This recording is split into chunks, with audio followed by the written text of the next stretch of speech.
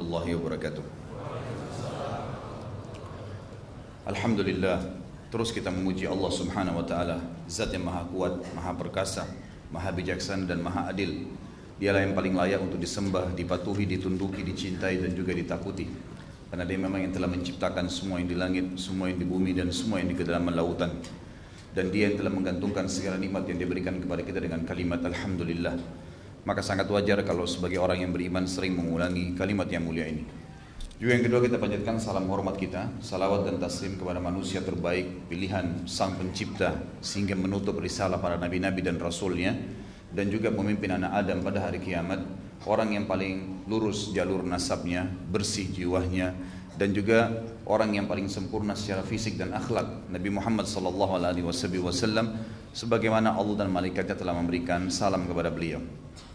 Seperti biasa teman-teman sekalian, bertemu lagi di serial Kesatria Islam, generasi emas Islam, para sahabat ridwanullahi alaihim. Dan kita masuk ke serial kita pada sore ini, semoga Allah berkahi sahabat yang mulia Mus'ab ibn Umair radhiyallahu anhu. Mus'ab radhiyallahu anhu adalah seorang sahabat yang memiliki ciri khas. Ciri khasnya dibandingkan dengan sahabat yang lain adalah orang yang sebelum masuk Islam sangat kaya raya dan terkenal berkumpul padanya putihnya kulit yang bersih, wajah yang tampan, pakaian yang selalu bersih, serta minyak wangi yang selalu semerbak. Sampai di Mekah dikenal, kalau seandainya Mus'ab sudah melewati sebuah tempat, maka pastilah masyarakat Mekah secara keseluruhan sepakat mengatakan di sini telah lewat Mus'ab ibn Umair, karena wanginya, minyak wangi yang dipakai dan mahalnya minyak wangi tersebut sehingga memiliki bau khas dan tidak semua orang memilikinya.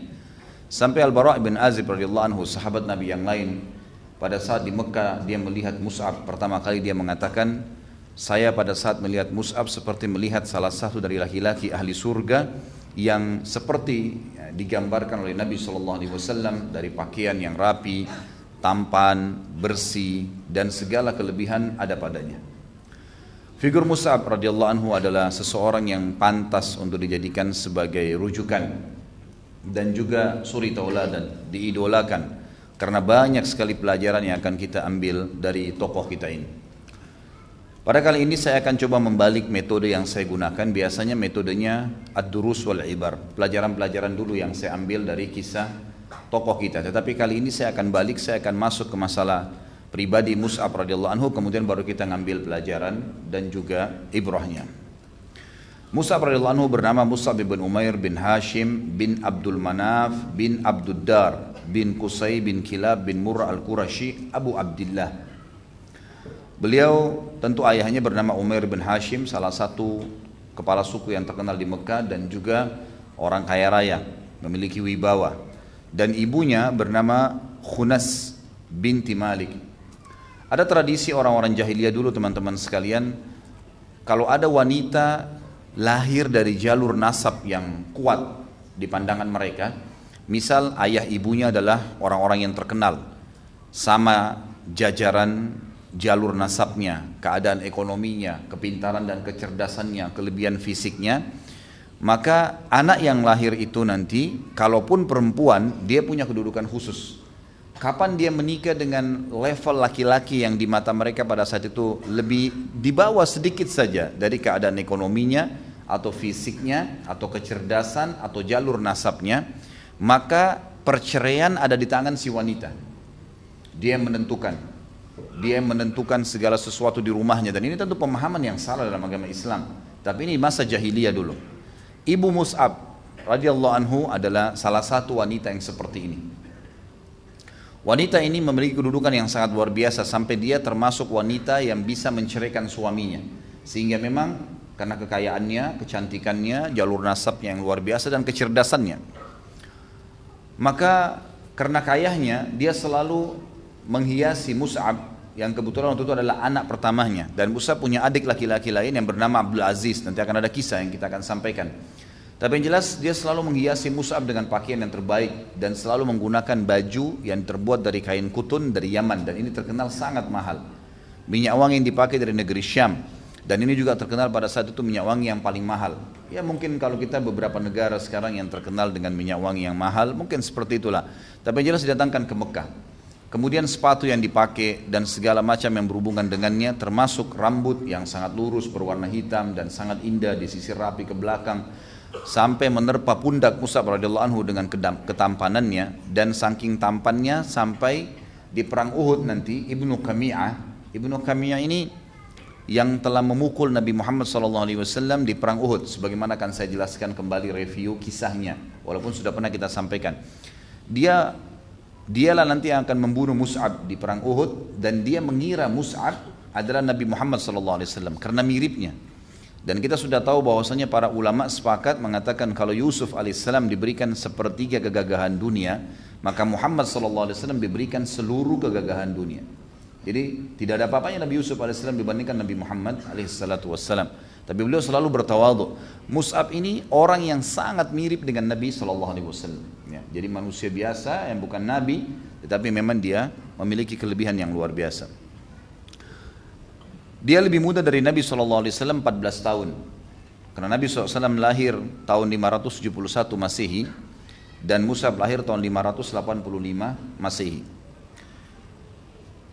Tentu istrinya bernama Hammanah binti Jahash yang nanti setelah Mus'ab meninggal dunia dinikahi oleh Talha bin Ubaidillah setelah kasus terbunuhnya di perang Uhud, akan kita jelaskan nanti. Dan Allah karuniai dua orang anak bernama Muhammad dan Abdullah. Dan Abdullah adalah anak pertama, maka diberikan julukan dengan Abu Abdillah. Mus'ab radhiyallahu anhu punya kisah yang menarik yang perlu kita simak, yaitu pertama awal dia masuk Islam. Awal masuk Islam tokoh kita ini teman-teman sekalian, dia mendengar saja kalau ada seseorang yang mengaku Nabi di Mekah, dan dia termasuk salah satu sahabat yang tidak ada seorang pun mengajaknya untuk Islam, sendirian dia datang. Nah, dia mendengar, dia datang ke Darul Arqam, lalu dia menemui Nabi SAW. Dan luar biasa, kelebihan yang dimiliki oleh Mus'ab adalah begitu mendengar, dan ini adalah sebuah pelajaran besar nanti yang kita ambil. Pelajaran pertama, dia mendengar, menerima, memahami dan mendalami, kemudian mempraktikkan dan mempertahankan sampai mati. Maka dia mengucapkan syahadat di kali pertama mendengarkan dari Nabi SAW ayat-ayat Al-Quran. Dan semenjak itu Mus'ab tidak pernah meninggalkan majlis Nabi SAW. Sehingga seperti judul kita, Mus'ab adalah da'i pertama Islam. Jadi memang dia karena cerdasnya, karena memahami semua apa yang Nabi SAW ajarkan pada saat itu, setiap wahyu turun dia langsung fahamin, dia amalkan, dia terima semuanya, dan dia yakini di kebenaran, maka akhirnya diutus oleh Nabi SAW menjadi da'i. Waktu dia masuk Islam tentu setelah syahadat, dia menyembunyikan awalnya karena dia takut dengan ibunya yang memiliki kedudukan tadi saya bilang. Tapi akhirnya ketahuan juga oleh ibunya, maka oleh ibunya semua fasilitas Mus'ab ditarik. Apapun itu, dari pakaian, dari makanan, dari uang, segala-galanya. Dan Mus'ab itu belum punya pekerjaan. Kemudian dikurung di dalam rumah dan dijaga oleh beberapa bodyguard kalau kita sekarang, dengan badan-badan yang kekar dan siap memukul Mus'ab setiap saat kalau dia mau lari. Sampai akhirnya tentu setelah dia masuk Islam dan dia dihukum seperti ini, datanglah perintah Nabi SAW membolehkan para sahabat untuk hijrah ke Habasyah, Ethiopia, dan beliau pun ikut hijrah. Dan Mus'ab termasuk salah satu sahabat yang hijrah 3 kali. 2 kali ke Habasyah dan 1 kali ke Madinah. Dan ini tentu nanti akan kita sebutkan juga dalam pelajaran kita, ada fadilah hijrah, walaupun sudah saya sebutkan juga di beberapa sahabat kita yang lalu. Yang jelas Mus'ab radhiyallahu anhu memiliki kelebihan yang luar biasa dari manaqibnya, dari kelebihan-kelebihannya. Yang pertama, beliau adalah as-sabiqun al-awwalun ilal Islam. Beliau orang yang pertama masuk Islam. Dan kita tahu orang-orang yang pertama masuk Islam adalah orang-orang yang akan menjadi contoh gitu kan, dan akan memanen pahala orang yang datang setelahnya. Kemudian yang kedua, kelebihan Mus'ab radhiyallahu anhu adalah beliau sabar dalam Islam. Setelah masuk Islam, beliau sabar dan beliau meninggalkan semua kenikmatan dunia walaupun sudah di depan matanya. Karena ibunya cuma mengatakan, tinggalkan agama Muhammad, kau akan dapatkan semua fasilitas. Apapun yang sudah saya kasih, saya akan berikan kembali. Tapi syaratnya tinggalkan. Tapi dia tidak mau dan dia terima untuk supaya dipukul, dihukum, disiksa, gitu kan. Dan ini teman-teman yang pegang buku bisa melihat dari halaman 70 sampai halaman 74 tentang kisah masuk Islamnya Mus'ab radhiyallahu anhu dan rentetan kisah bagaimana dia dihukum oleh ibunya. Tentu Mus'ab ini, jangankan Al-Bara' tadi radhiyallahu anhu yang berkata tentang kelebihan Mus'ab masalah sebelum Islam ya. Nabi kita Muhammad sallallahu alaihi wasallam sampai menjadi sebuah hadis menyebutkan tentang bagaimana Mus'ab pada saat transisi dari sebelum Islam sampai menjadi Islam. Kata Nabi SAW, "Ma ra'aitu bi Makkah ahadan ahsanul lummatan." Saya tidak pernah lihat ada orang yang lumma ini sebenarnya lebih tepat yang paling putih, paling gagah, paling kekar, gitu kan, paling nyaman untuk dilihat, semuanya masuk di situ.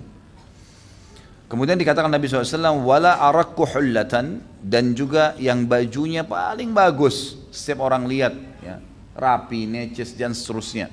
Semuanya bajunya bagus, mewah. Wala an'ama nikmatan min Mus'ab bin Umair, dan juga tidak ada nikmat yang mengalahkan nikmat-nikmat yang sedang bertumpuk pada Mus'ab. Teman-teman sekalian, setelah masuk Islam, ada sebuah riwayat menjelaskan di Madinah, pernah satu kali Mus'ab radhiyallahu anhu masuk ke dalam masjid. Kemudian baju yang dipakai oleh Mus'ab itu punya 2 tambalan. Lalu para sahabat pun sempat pada saat itu teringat bagaimana keadaan Mus'ab sebelum Islam, gitu. Luar biasa orang ini. Dulunya luar biasa, kemana-mana jalan pokoknya semua bajunya yang paling bagus, paling wangi dan seterusnya. Sekarang berubah total, ya. Karena memang tidak ada fasilitas yang dia milikin. Sampai setelah masuk Islam pun, radhiyallahu anhu, sebelum ada pembebasan, ada harta ganima yang banyak dari harta perang, di mana para sahabat seperti Sa'ad bin Abi Waqqas, Umar bin Khattab, Abu Bakar sendiri dan banyak sahabat Nabi yang lain merasakan sampai meninggalnya Nabi SAW, mereka mengikuti peperangan-peperangan dan mendapatkan banyak ganima sehingga mereka menjadi kaya. Tapi Mus'ab tidak sempat mendapatkan itu karena baru tahun 3 Hijriah beliau sudah wafat dan mati syahid di perang Uhud, gitu kan. Jadi pada saat dia masuk di tahun awal hijrah di Madinah dengan baju ditambal, maka para sahabat ada yang menundukkan kepala karena sedih melihat keadaannya. Luar biasa nih orang, setelah masuk Islam ternyata begini keadaannya. Pada saat itu Nabi SAW melihat keadaan mereka dan beliau sempat bertanya, ya, itu teman-teman bisa lihat, saya sempat tandain di buku kita ini di halaman 76. Ali radhiyallahu berkata, "Aku datang ke masjid lalu Mus'ab bin Umair datang kepada kami sambil memakai sebuah jubah yang ditambal dengan kulit. Padahal sebelum itu dia termasuk pemuda Mekah yang paling makmur dan hidup dalam kemewahan. Ketika Nabi SAW melihatnya, beliau menangis. Nabi SAW menangis karena teringat kenikmatan masa lalu Mus'ab dan beliau melihat keadaannya saat itu sehingga kedua mata beliau meneteskan air mata. Kemudian beliau berkata, dari sini Nabi SAW berkata karena melihat Mus'ab, tapi bertanya kepada semua sahabat. Sebelum saya jelaskan teman-teman sekalian tentang masalah riwayat ini nantinya, perlu antum tahu ya, sangat wajar terjadi kalau seseorang dari masa jahiliyah segala sesuatu tentu foya-foya, gitu kan. Mungkin dari sisi penampilan harus menggunakan baju bermerek misalnya. Kalau kita sekarang begitulah, anak-anak muda harus yang bermerek misalnya, minyak wanginya juga harus yang bermerek. Topinya, dompetnya, sepatunya, kaos kaki pun mungkin ada kaos kaki yang sama kualitas harga 15.000 tapi karena tidak bermerek nggak dibeli, yang bermerek yang 700.000 dibeli misalnya. Seperti itulah. Jadi orang subhanallah setelah taubat, pastikan teman-teman sekalian kalau antum hadir di majelis ilmu kemudian masuk iman di dalam hati, jangan heran kalau ada terjadi transisi. Kayak misal kita sudah nganggap remeh nanti, kayaknya nggak perlu deh saya beli baju semahal ini. Kayaknya nggak perlu deh saya pakai sepatu begini. Kayaknya ini sudah cukup lah, gitu. Oh ini haram nih nggak bisa.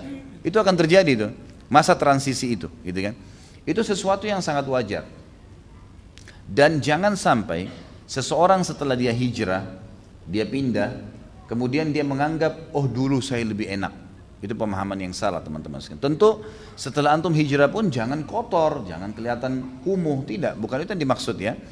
Nanti akan kita jelaskan kenapa Mus'ab mengambil langkah itu. Tapi yang jelas kita tetap rapi, kita tetap bersih. Tetapi iman itu akan membawa kepada kesederhanaan, qana'ah namanya.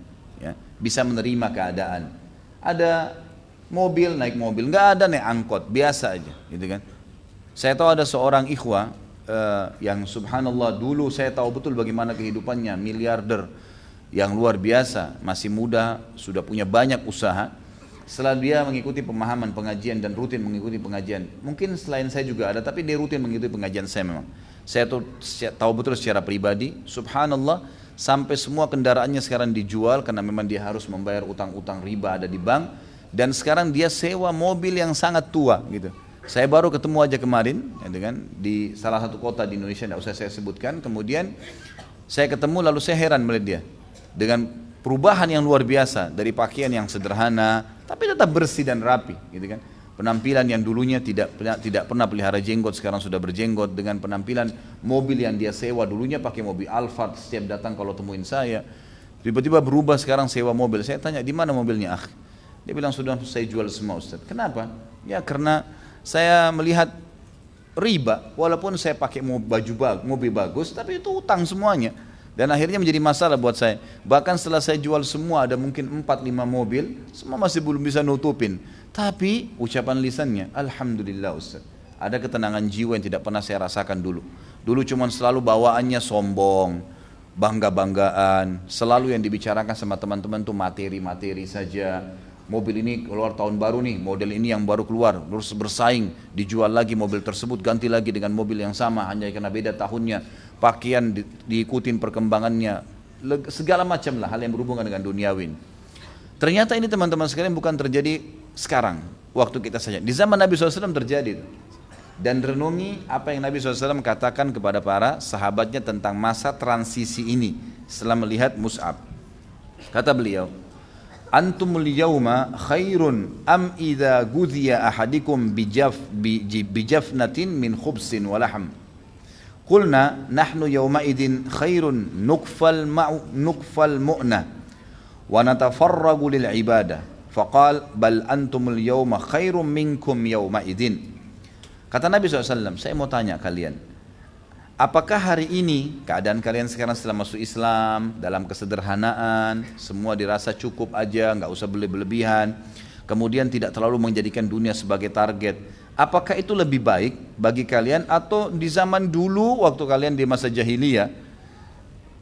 Kebetulan Mus'ab yang menjadi target pembicaraan karena beliau dulu orang kaya raya.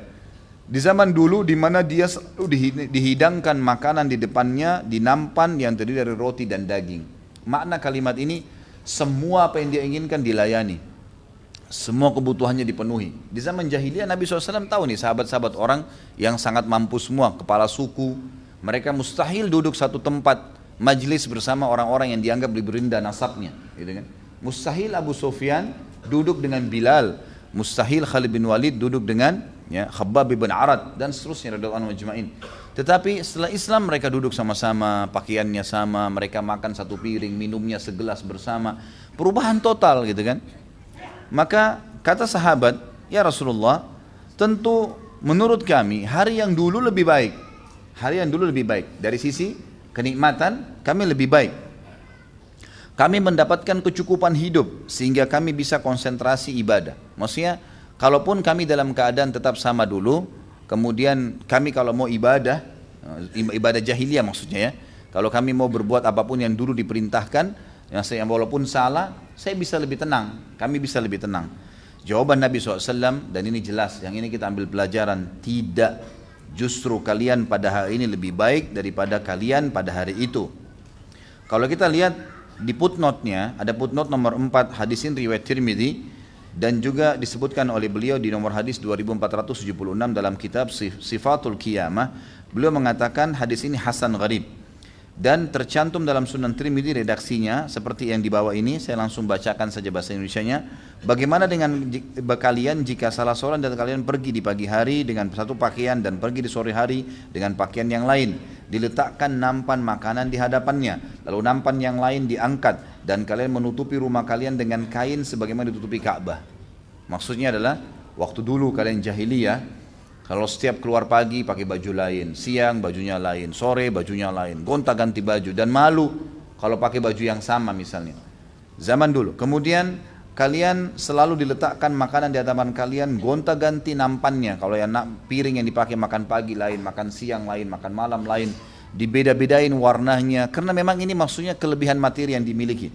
Dan kalian menutupi rumah kalian dengan kain seperti kain Ka'bah. Maksudnya memperindah rumah kalian sampai seperti Ka'bah, orang kagum karena ada kiswahnya. Mereka menjawab, wahai Rasulullah, kami hari itu lebih baik daripada keadaan kami hari ini. Kami bisa konsentrasi ibadah dan mendapat kecukupan hidup. Maka kata Nabi SAW, tidak, kalian hari ini lebih baik daripada keadaan kalian di hari itu. Baik, kenapa secara khusus saya pilih hadis ini teman-teman? Karena saya yakin kalau antum beli bukunya, mungkin tidak faham kalau tidak dibaca ini hadisnya. Karena ini seakan-akan sebuah penyampaian yang butuh penjelasan memang. Yang dimaksud dari sabda Nabi SAW di sini, beliau ingin memotivasi para sahabat dan juga memotivasi kita semua umatnya membaca riwayat ini. Kalau setelah hijrah dan keadaan kita akhirnya menjadi lebih menerima keadaan, lebih merendah, sudah tidak mau lagi jor-joran sama orang, bersaing pada hal-hal yang haram. Semua transisi perubahan itu, ketahuilah itu lebih baik, kata Nabi SAW. Kenapa lebih baik?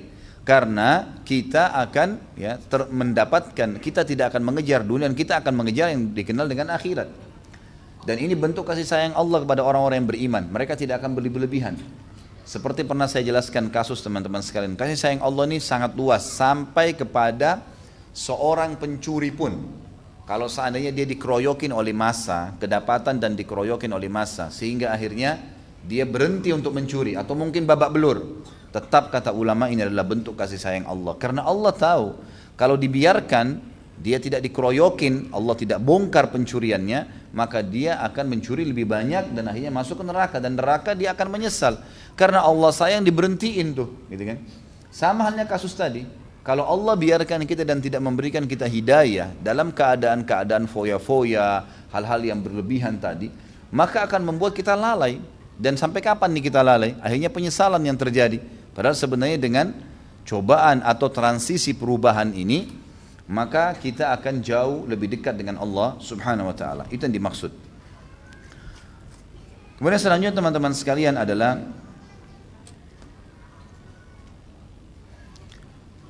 tentu kelebihan saya bilang tadi manaqibnya Mus'ab ya. Yang pertama beliau adalah orang yang pertama masuk Islam, yang kedua beliau sabar dalam Islam dan beliau meninggalkan semua kenikmatan dunia.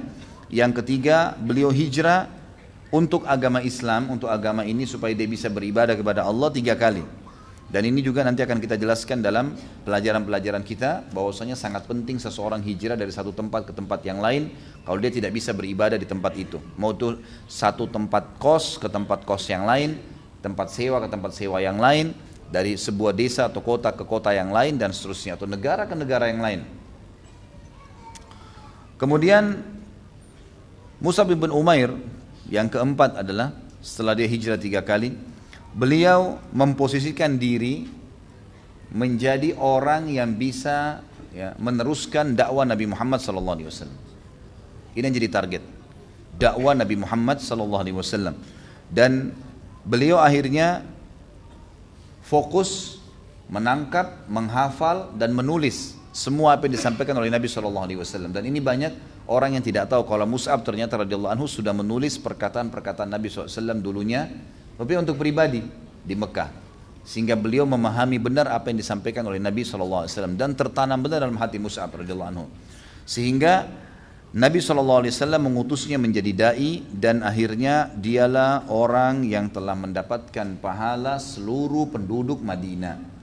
Seluruh penduduk Madinah. Kita tahu, kata ulama, kalau seluruh penduduk Madinah didapatkan pahalanya karena dakwanya Mus'ab radhiyallahu anhu, maka berarti seluruh dunia ini umumnya tersebar Islam justru dari tangannya Mus'ab. Karena nanti kita lihat banyak sekali sahabat dari Ansar yang menyebar di sana sini yang mendukung dakwah Nabi SAW, itu masuk Islam di tangan Mus'ab. Cukuplah teman-teman sekalian masuk Islamnya 2 orang tokoh Ansar yang sangat luar biasa. Sa'ad bin Mu'adz radhiyallahu anhu, ini yang pada saat meninggal arsy-Nya Allah goncang, masuk Islam di tangannya Mus'ab.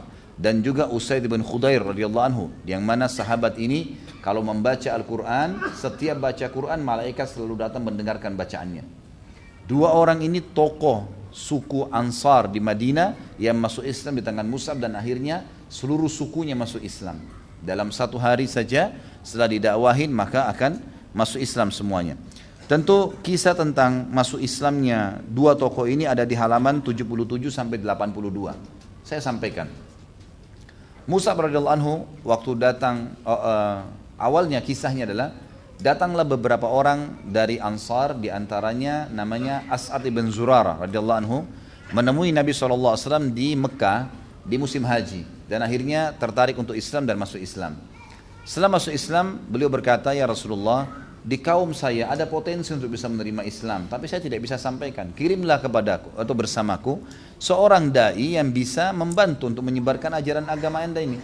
Saya insya Allah akan melindunginya. Maka kata Nabi SAW, baiklah, saya utus Mus'ab bin Umair. Padahal waktu itu baru beberapa waktu ya, baru beberapa bulan lah masuk Islam. Diutuslah oleh Nabi SAW Mus'ab ke Madinah. Begitu tiba di Madinah, Mus'ab radhiyallahu anhu mengatur strategi dan bertanya kepada As'ad bin Zurarah, di mana atau siapa saja kepala-kepala sukunya nih. Diberikanlah nama si fulan, diantaranya Sa'ad bin Mu'ad, Usaid bin Khudair, Sa'ad bin Ubadah, ini semua disebutkan nama-namanya. Maka Mus'ab menjadikan mereka sebagai target dengan cara. Dalam riwayat di halaman 77 sampai 82 disebutkan, Sa'ad bin Mu'ad mendengar kalau As'ad bin Zurarah membawa tamu dan menjadi dai. Lalu kemudian tersebar berita kalau dia melarang untuk menyembah berhala. Lalu Sa'ad pun mengutus Usaid bin Khudair dan berkata, coba kamu lihat ke sana, cari tahu informasi orang ini. Dan usir mereka dari Madinah, termasuk As'ad usir, karena As'ad ini bukan kepala suku, gitu kan? Usir saya dari Madinah kalau dia buat kekacauan. Datanglah ya, Usaid bin Khudair radhiyallahu anhu ini sebelum masuk Islam kepada Mus'ab dan As'ad dan berkata, apa yang kalian lakukan nih? Mengacaukan Madinah, mau memisahkan antara keluarga, memecahkan suku-suku kami. Keluarlah kalau kalian masih mau hidup, gitu ya. Mus'ab radhiyallahu anhu sebagai dai memiliki sifat yang hakim. Nanti akan kita sebutkan di pelajaran-pelajaran bagaimana menjadi dai yang benar. Di antaranya pelajaran diambil dari Mus'ab radhiyallahu anhu. Beliau mengatakan, tidakkah anda duduk dulu mendengarkan, kalau seandainya apa yang saya sampaikan ini bagus, terimalah. Kalau tidak bagus, pastikan saya langsung tinggalkan Madinah. Ya. Maka kata Usaid bin Khudair, pilihan yang menarik, tidak masalah, bijak. Duduklah Usaid bin Khudair dan Mus'ab bin Umair cuma membacakan ayat-ayat Al-Quran. Karena pada saat itu mereka sudah faham artinya. Dibacakanlah Allah berfirman, mengutus Rasulnya namanya Muhammad SAW di Mekah, dan ini ayat-ayatnya dibacakan. Tidak lama kemudian Usaid bin Khudair tertarik dan mengatakan, sungguh indah perkataan-perkataan ini. Bagaimana caranya supaya menganut agama kalian? Kata Mus'ab dan As'ad bin Zurarah, engkau kalau mau mandi lebih baik mensucikan diri, kemudian kamu mengucapkan 2 kalimat syahadat dan kami akan ajarkan engkau bagaimana sholat 2 rakaat setelah itu. Maksudnya belajar. Karena waktu itu tentunya teman-teman sekalian sholat semuanya masih 2 rakaat ya. Subuh, duhur, asar, maghrib, isya semua masih 2 rakaat. Awal dakwanya Mus'ab. Ya, dan ini nanti setelah selesai perang atau transisi perang Badar, barulah turun perintah puasa Ramadan, kemudian perubahan jumlah-jumlah sholat, dan ini bisa diikuti di materi sirah. Sudah saya sampaikan panjang lebar tentang masalah itu. Lalu kemudian Usaid pun radhiyallahu anhu masuk Islam. Dan Usaid ini sudah pernah saya sebutkan kisahnya, saya reviewkan kembali. Beliau semenjak itu mulai belajar Al-Quran dengan Mus'ab, lalu kemudian memiliki suara yang sangat indah. Sampai kalau dia membaca itu, kudanya selalu mengikuti. Ya, di sebelahnya itu kudanya kelihatan tenang pada saat dia baca Al-Quran. Orang-orang di sekitarnya sampai anak-anak kecil pun duduk mendengarkan bacaan kalau Usaid membaca karena indahnya suaranya. Satu malam beliau lagi kepanasan gerah di rumahnya, kemudian beliau ingin membaca Al-Quran di luar rumahnya. Begitu dia duduk di halaman rumahnya lalu dia membaca Al-Quran, tiba-tiba kudanya sempat merontak. Kemudian dia berhentikan bacanya, lalu dia lihat ke arah kudanya nggak apa-apa, berhenti diam gitu, nggak marah, nggak ngamuk lagi, nggak bergerak lagi. Terus tiba-tiba dia ulangin lagi bacaan, dilanjutkan, terjadi lagi sama kudanya. Dia berhenti baca, kudanya juga berhenti, sampai 3 kali. Lalu dia mengatakan, tiba-tiba mata saya angkatkan ke langit, lalu saya melihat. Ya, Usaid bin Khudair berkata, saya mengangkat mata saya ke langit, saya menemukan ya beberapa cahaya putih menembus langit. Maka saya pun segera mendatangi Nabi SAW. Dalam masjid lalu berkata, ya Rasulullah, kejadian seperti ini. Kata Nabi SAW, demi Allah wahai Usaid, kalau seandainya kau membaca Al-Quranmu sampai pagi, sampai terbit matahari, niscaya para penduduk Madinah akan melihat malaikat yang datang mendengarkan bacaanmu. Kenapa kok bisa seperti ini? Kenapa kok bisa sampai pagi malaikat akan terlihat? Kata ulama hadis, maksudnya adalah karena indahnya suaramu, sampai malaikat walaupun manusia-manusia lain juga lewat, dia tetap tidak akan berhenti mendengarkan bacaanmu. Selama kau tidak berhenti, maka dia akan kelihatan di sebelahmu. Orang semua akan bisa melihatnya. Jadi luar biasa nih bacaan Al-Quran. Dan ini masuk Islam di tangan Mus'ab radhiyallahu anhu. Yang jelas nanti ada kisah sendiri tentang beliau tentunya. Kemudian Usaid berkata radhiyallahu anhu, wahai Mus'ab, wahai As'ad, di sini di Madinah ada satu kepala suku. Kalau kalian bisa membuatnya menganut agama ini, maka pastikan satu Madinah semua masuk agama Islam. Kata Mus'ab, siapa itu? Kata Usaid, Sa'ad bin Mu'adz, dan saya akan membuatnya datang ke sini. Lalu Usaid pun pulang menemui Sa'ad bin Mu'adz. Sa'ad bin Mu'adz mengatakan waktu itu mereka tahu Allah ya, tapi musyrik. Mereka musyrik. Mereka mengatakan, demi Allah wahai Usaid, kamu pulang bukan dengan wajah pada saat kau pergi. Sekarang kau berseri-seri. Ada apa nih?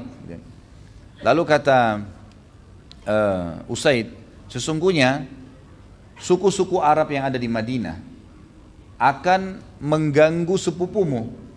Asad ibn Zurarah kebetulan sepupunya Sa'ad ibn Mu'adz. Dan kemungkinan karena mereka membenci dakwanya sebagaimana kau membenci dakwah mereka, maka mereka akan memeranginya. Dan masa kamu tega sepupumu akan dibunuh oleh suku-suku Arab, gitu kan? Cobalah kamu lihat di sana. Lalu Sa'ad bin Mu'adz mengatakan, baiklah kalau gitu, saya akan datang dan membelahnya. Ternyata ini cuma strategi Usaid radhiyallahu anhu untuk membuat Sa'ad bin Mu'adz datang, gitu kan? Begitu datang, Sa'ad sudah tahu, tidak ada apa-apa, nggak ada kabilah yang mengerumuni mereka. Mus'ab sama As'ad lagi duduk berdua, gitu kan. Lalu kemudian dia sudah tahu, lalu dia bilang, kalian berdua keluar dari Madinah atau akan saya bunuh, kata Sa'ad bin Mu'adz. Kemudian kata Mus'ab kalimat yang sama, wahai Sa'ad, cobalah dengarkan apa yang akan saya sampaikan. Kalau seandainya benar, baik, ambillah. Kalau tidak, pastikan saya langsung keluar setelah anda menolak. Kata dia, baiklah, pilihan yang bijak. Kemudian dia duduk, lalu dia dengarkan. Dalam riwayat itu dikatakan dia menancapkan tombaknya ke tanah. Ada riwayat lain mengatakan pedangnya ke tanah. Lalu kemudian dia mendengarkan beberapa ayat Al-Quran. Tiba-tiba Allah masukkan hidayah di hati As-Sa'ad bin Mu'adz radhiyallahu anhu, masuk Islam. Dia bilang, bagaimana orang masuk ke agama kalian ini? Sungguh indah apa yang kamu membaca ini. Dia bilang, ya silakan. Cuman anda kalau mau mandi silakan, kemudian ucapkan syahadat, dan nanti kami akan ajarkan anda sholat ya, yang diperintahkan 2 rakaat. Maka Sa'ad bin Mu'adz pun akhirnya beriman kepada Allah dan Rasulnya di tangan Mus'ab radhiyallahu anhu. Dan perlu antum tahu ya, ini Sa'ad bin Mu'adz, nanti akan kita bahas kisahnya. Perannya dalam perang Bani Quraidah luar biasa. Luar biasa. Beliau adalah penentu keputusan agar 700 ya, pasukan, personel pasukannya Yahudi Quraidah dibunuh semuanya. Itu ada bahasan sendiri tentunya. Dan pada saat dia mengambil keputusan itu, kata Nabi SAW, Allahu Akbar, sungguh Sa'ad, kamu telah mengambil keputusan yang telah Allah tentukan di langit ke-7 sebelum diturunkan, maka kau sudah mengambil keputusan itu. Nanti akan kita bahas di bahasan beliau. Tapi luar biasanya orang ini, pada saat dia meninggal, arsy-nya Allah bergoncang. Sebagaimana Jibril datang kepada Nabi SAW dalam hadis Bukhari mengatakan, wahai Muhammad, sungguh ada berita Sa'ad terbunuh, dan terbunuh karena dia mati kena panah yang terpanah di perang Khandaq, ya, di perang Ahzab. Kemudian ya arsy-nya Allah goncang gara-gara matinya. Maka satu Madinah pun sempat menangis karena meninggalnya Sa'ad bin Mu'adz radhiyallahu anhu. Yang jelas orang ini masuk Islam di tangan Mus'ab bin Umair. Apa yang terjadi teman-teman sekalian? Saking mulianya orang-orang Ansar ini, dan sangat wajar kenapa Nabi SAW bersabda tentang orang-orang Ansar, dan beliau berkata, kalau seandainya bukan karena hijrah, maka pastinya saya berharap bagian daripada orang Madinah, Ansar. Dan kata Nabi SAW, mencintai Ansar adalah bagian daripada keimanan, dan membenci mereka bagian daripada kemunafikan.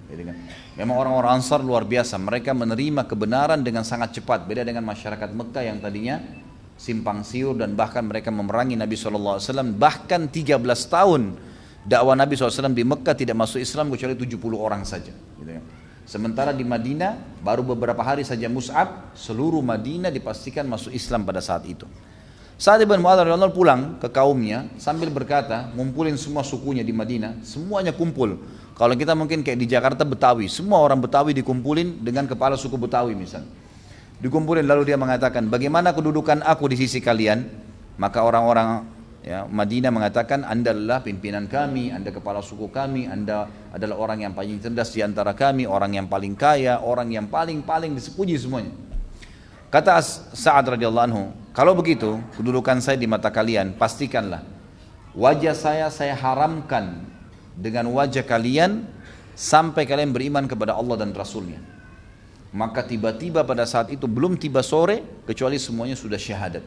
Satu Madinah, gitu kan? Dan ini adalah jasa daripada Mus'ab bin Umair radhiyallahu anhum. Dan ini tentu bisa dibaca kisahnya di halaman 77 sampai 82. Kemudian juga Mus'ab radhiyallahu anhu setelah hijrah orang yang paling pertama yang melakukan sholat Jumat di Madinah. Setelah Nabi SAW dapat perintah tentang sholat Jumat di Mekah, maka beliaulah orang yang pertama melakukan sholat Jumat di Madinah, dan ini bisa dilihat di halaman 82 juga. Dan puncak daripada kehidupan Mus'ab radhiyallahu anhu adalah mati syahidnya beliau di Uhud. Uhud adalah peperangan yang terjadi di tahun 3 Hijriah, dan ini peperangan yang sangat mulia, terkenang sejarahnya sampai sekarang, dan lokasinya setiap orang umrah bisa didatangin. Uhud adalah peperangan yang terjadi setelah orang-orang Quraisy terkalahkan di perang Badr. Mereka marah dan menyusun pasukan 3.000 orang, kemudian menyerang Madinah. Karena Nabi SAW melihat mereka sudah hampir tiba di depan pintu gerbang Madinah. Waktu itu kebetulan Gunung Uhud berada di luar pintu gerbang Madinah.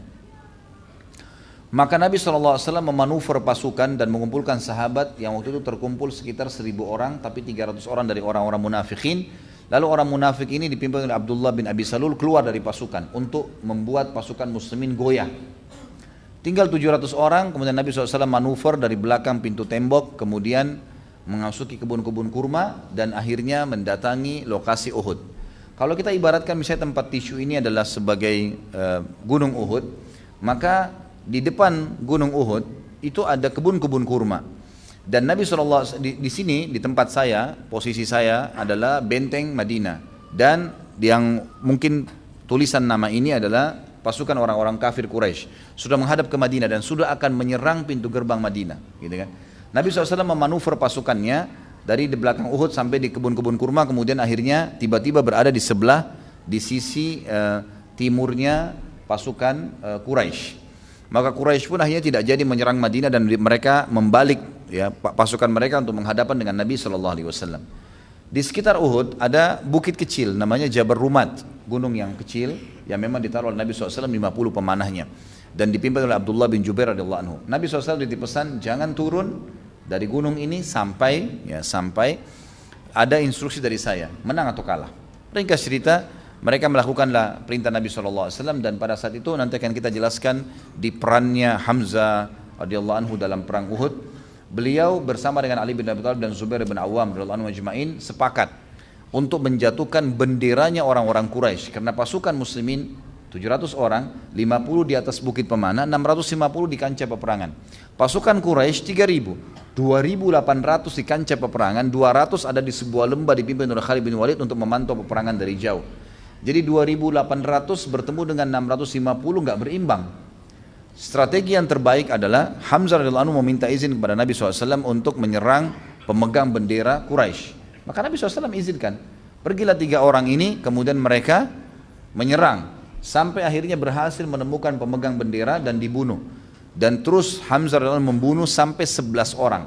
Dari pemegang bendera dan bendera Quraisy jatuh. Yang membuat 2.000 lebih pasukan tadi bubar semua. Ya, mereka menganggap walaupun jumlahnya banyak kalah karena pemegang bendera sudah jatuh semua.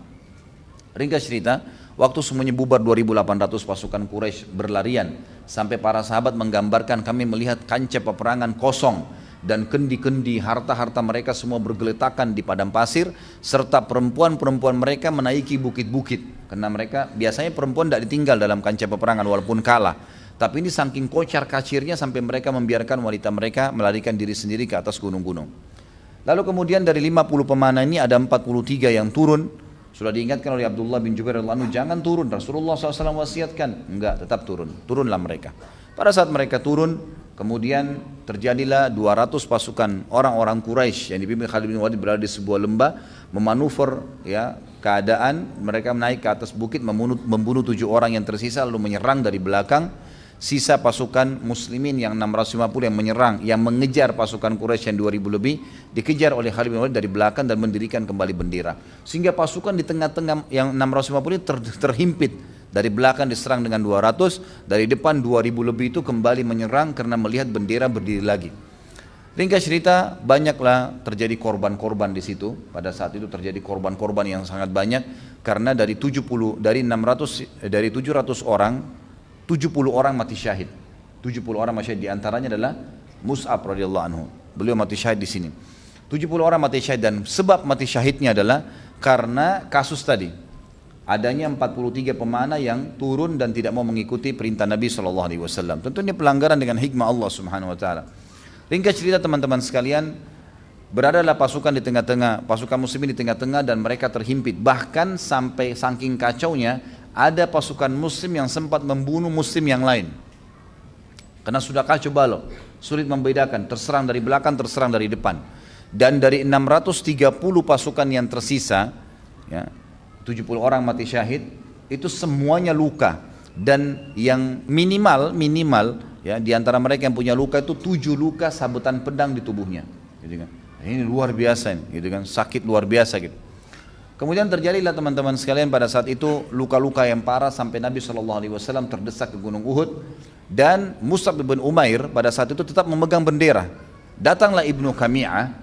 Ibnu Qami'ah ini sebenarnya dia sudah datang ke arah Nabi SAW, kemudian sempat memukul Nabi SAW. Jadi Nabi SAW berada dalam sebuah lubang, ya. Lubang ini dibuat oleh Abu Amir namanya.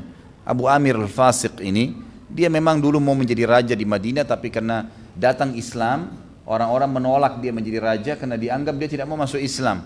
Sakit hati waktu dia dengar pasukan Quraisy tiba di Uhud, dia buat lubang-lubang. Tujuannya agar orang Islam terjerumus jatuh di situ, ditaruh dengan pelapa-pelapa kurma, dan memang Nabi SAW jatuh di lubang itu. Waktu jatuh, datang Ibnu Qami'ah, lalu menghantam Nabi SAW dengan pedang ke pundak kanan beliau, dan kesakitan sampai sebulan. Gitu kan, kata Nabi SAW, saya rasakan sakitnya sebulan. Lalu mengambil lagi pedangnya dan diayunkan dengan keras ke arah pipi Nabi SAW, sehingga membuat besi dari topi Nabi SAW melengket di pipi beliau. Dan ini sudah kita jelaskan di kisah Talha bin Ubaidillah radhiyallahu anhu, pada saat beliau mengeluarkan 2 besi itu dengan giginya, sampai gigi Talha tanggal, gitu kan. Kemudian juga bibir beliau sempat memar, geram beliau pecah, dan kening beliau sempat berdarah. Ringkas cerita, Ibnu Qami'ah ini dengan beberapa teman-temannya menyerang Nabi SAW, sementara sahabat lagi kocar-kacir. Sampai datang Talha, datang beberapa sahabat, diantaranya Abu Bakar, Umar, membela Nabi SAW. Barulah Ibnu Qami'ah ini menyingkir. Waktu dia menyingkir, sementara dia mau bergabung dengan pasukan, dia kaget melihat ada orang persis dengan Nabi SAW, karena rambutnya sama. Rambut Nabi SAW dibiarkan sampai ke pundaknya dan tidak diikat, dibiarkan terbuka. Dan kalau dikena angin tertiup, gitu kan, kelihatan. Menggunakan baju jubah yang berwarna putih, memegang bendera muslimin. Maka dia mengira Nabi SAW.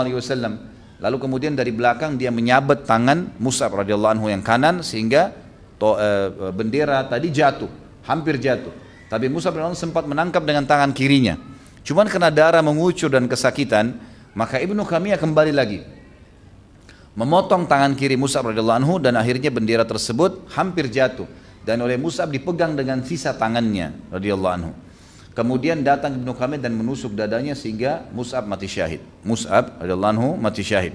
Jatuhlah dia dan dia menyebarkan berita, aku telah membunuh Muhammad. Aku telah membunuh Muhammad. Padahal sebenarnya dia sudah lihat tadi Nabi SAW pertama, tapi karena miripnya dengan Nabi SAW sampai dia mengira Nabi keluar dari lubang dan sekarang pegang bendera, dan dia membunuhnya.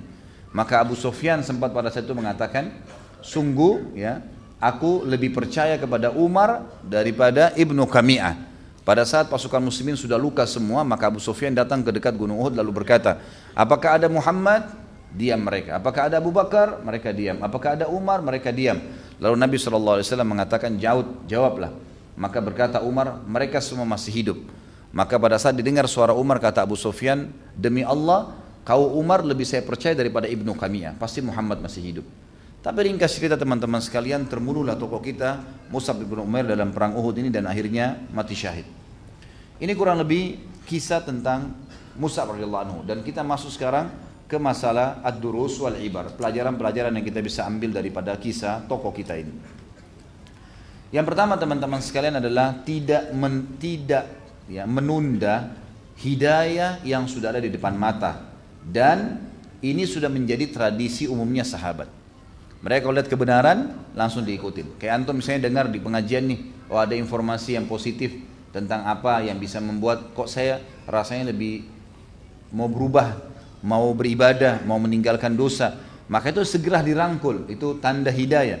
Dan mereka tidak pernah menunda masalah itu, termasuk tokoh kita Mus'ab bin Umair yang baru pertama kali mendengarkan dakwah, kemudian dia langsung menerima, mendalaminya, kemudian menyebarkannya, sampai akhirnya seluruh penduduk Madinah dan menyebar ke seluruh dunia Islam yang telah diterima di tangan Mus'ab bin Umair.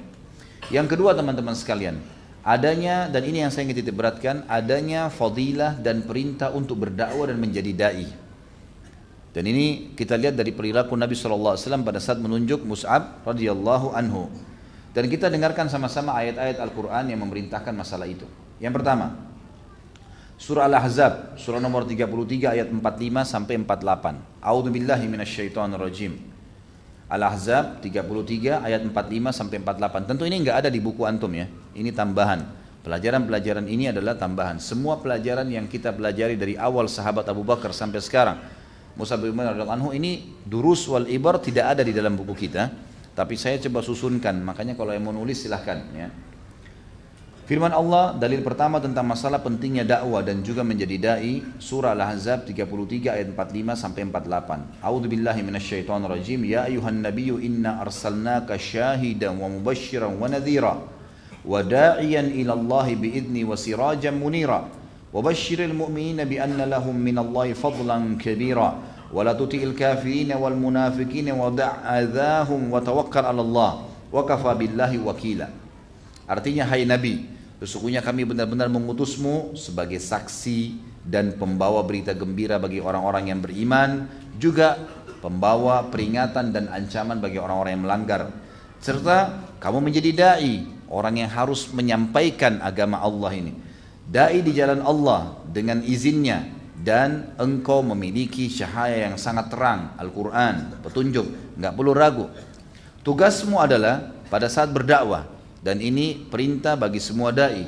Apa yang mereka harus lakukan pada saat mereka berdakwah? Mereka menyampaikan, engkau menyampaikan berita gembira kepada orang-orang beriman tentang kelebihan-kelebihan yang akan mereka dapatkan. Jadi dalam berdakwah teman-teman sekalian, kita dianjurkan memulai dengan busyra, penyampaian berita gembira. Dalam ayat dikatakan mubassyira. Kalau bahasa sederhananya, fadilah-fadilah amal yang kita akan kerjakan. Ini sholat akhi, sholat ukhti, dapatnya ini loh. Puasa, dapatnya ini loh. Begitu, disampaikan berita-berita gembira kepada mereka. Jangan dimulai dengan ancaman. Ancaman itu hanya akan dilakukan setelah berita gembira ditolak. Jadi selalu kita sampaikan tentang fadilah perbuatan amal yang sedang diinginkan. Allah mengatakan itu. Sampaikan berita gembira kepada orang-orang beriman tentang apa yang dijanjikan buat mereka. Dan dalam berdakwah, jangan pernah kau mengikuti orang-orang kafir dan orang-orang munafik, dan tinggalkan saja semua omong kosong mereka, serta bertawakallah kepada Allah. Sesungguhnya Allah ya sudah menjadi cukup sebagai wakil atau penolong untukmu.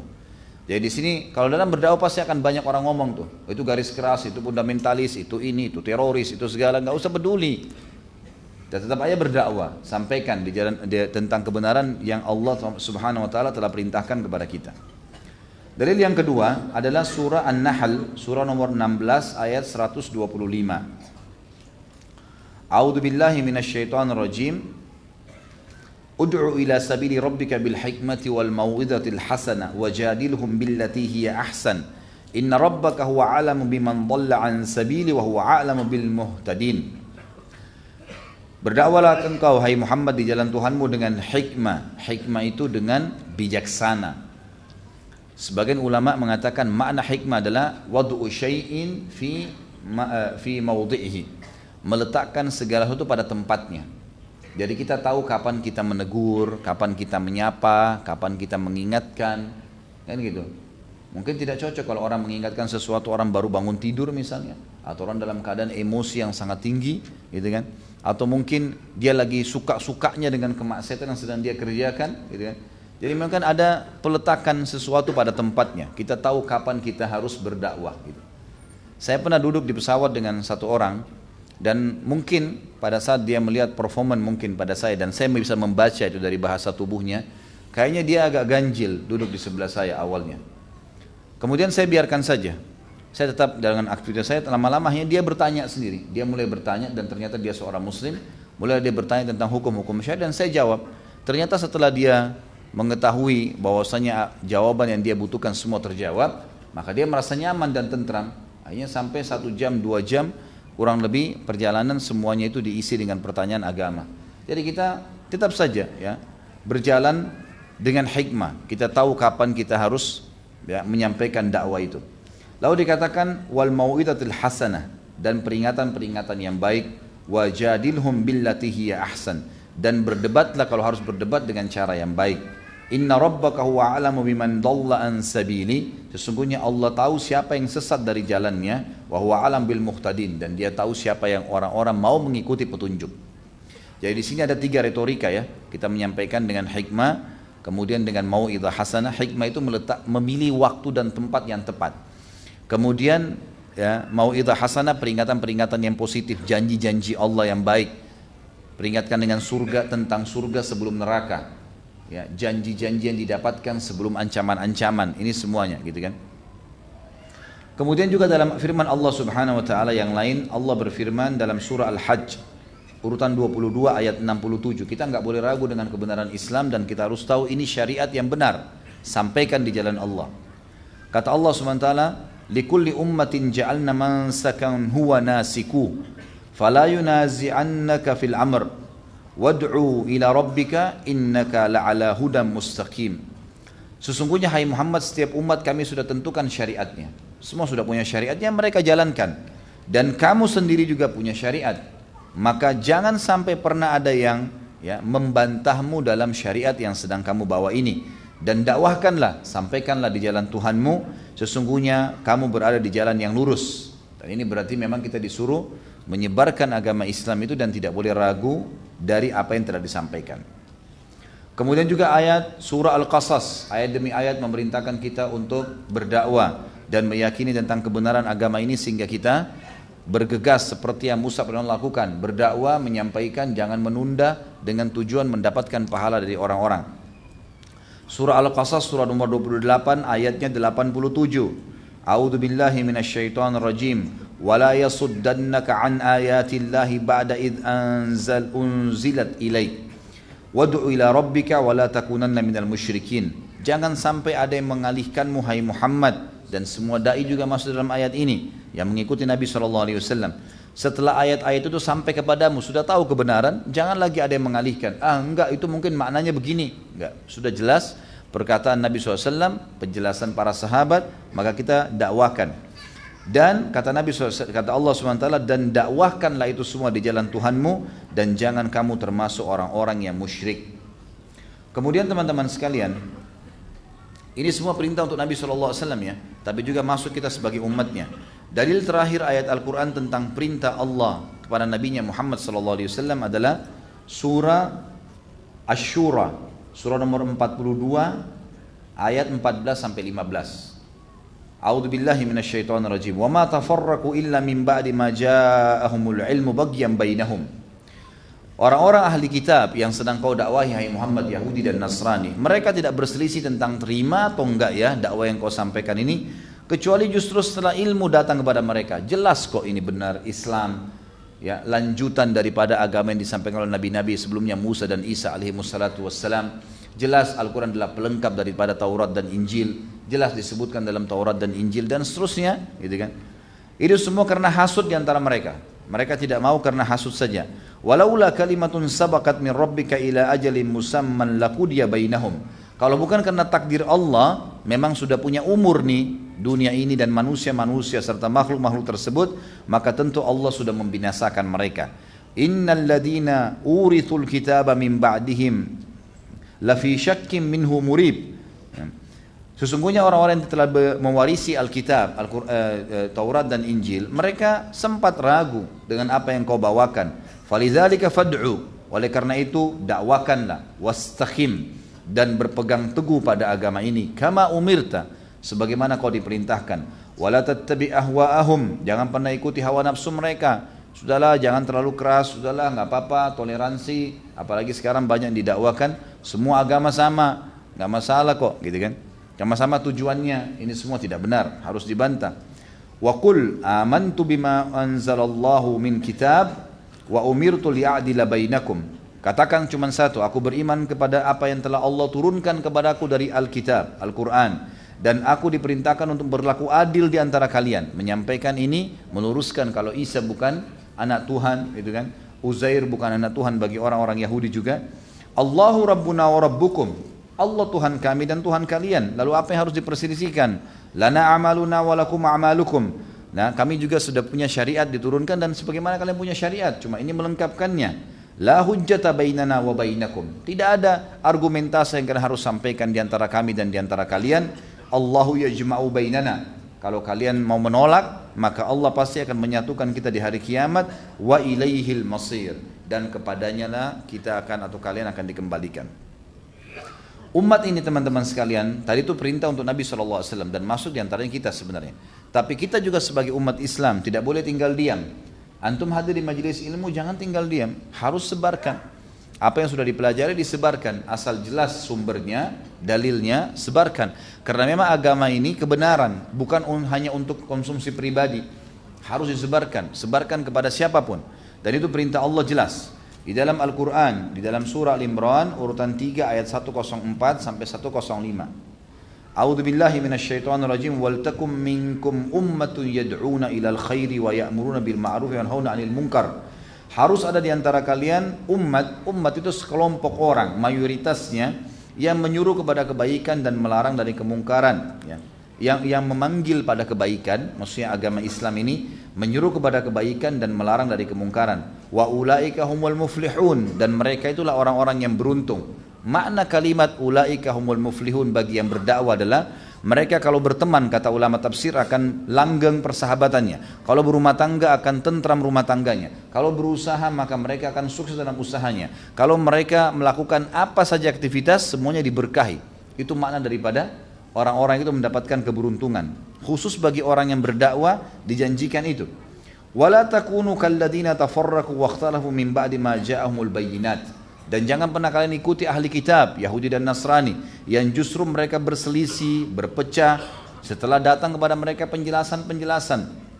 Wa ulaika lahum adzabun azim. Mereka memiliki azab yang berat. Nabi SAW juga mengingatkan kepada kita dalam hadis Bukhari kisah tentang Ali radhiyallahu anhu pada saat perang Khaybar. Ini sebenarnya pernah saya kutip ya waktu kita bahas Ali radhiyallahu anhu. Saya ulangi sejenak, Ali radhiyallahu anhu waktu itu sakit mata. Lalu Nabi SAW sempat mengatakan di malam hari setelah mengepung Khaybar 43 hari, tepatnya 45 hari lah dikepung, dan belum bisa tembus benteng karena kokohnya benteng mereka. Lalu Allah Subhanahu wa taala memberitakan berita gembira malam itu melalui Jibril alaihissalam kepada Nabinya Muhammad sallallahu alaihi wasallam kalau besok muslimin akan menang. Lalu Nabi SAW mengatakan, saya akan memberikan bendera kemenangan ini besok kepada orang yang mencintai Allah dan Rasulnya. Allah dan Rasul juga mencintainya. Kata Umar radhiyallahu anhu, pada malam itu kami tidak bisa tidur karena berpikir siapa yang akan dikasih bendera besok subuh nih, gitu kan? Dan belum pernah saya berharap menjadi seorang pemimpin kecuali pada saat itu karena mulianya. Ada janji Allah dan Rasulnya mencintainya dan dia juga mencintai Allah dan Rasulnya. Maka keesokan pagi habis sholat subuh kata Nabi SAW kepada pasukan muslimin, mana Ali bin Abi Thalib? Kata mereka lagi di kemahnya Rasulullah, dan Ali bin Abi Thalib lagi sakit mata. Jadi bengkak matanya dan tidak bisa melihat sama sekali, buram. Maka kata Nabi SAW datangkan lalu Nabi SAW meniup ya, matanya, dalam riwayat yang katakan meludahi mata Ali radhiyallahu anhu sebagai mukjizat, kemudian sembuhlah mata Ali radhiyallahu anhu. Dan ingat, ini ludah Nabi Muhammad sallallahu alaihi wasallam. Lah iya, karena banyak orang kita konyol kadang-kadang gitu kan. Baca riwayat ini berarti kalau seorang kiai bisa ludahi juga sembarangan orang. Jadi kalau antum mau diludahi sama kiai jangan mau. Jadi ini Nabi SAW, ini penting untuk digarisbawahi. Kecuali memang dia meruqyah berbeda. Tapi kalau ini banyak hal-hal yang aneh-aneh, air diludahin kemudian dianggap ini bisa berkah.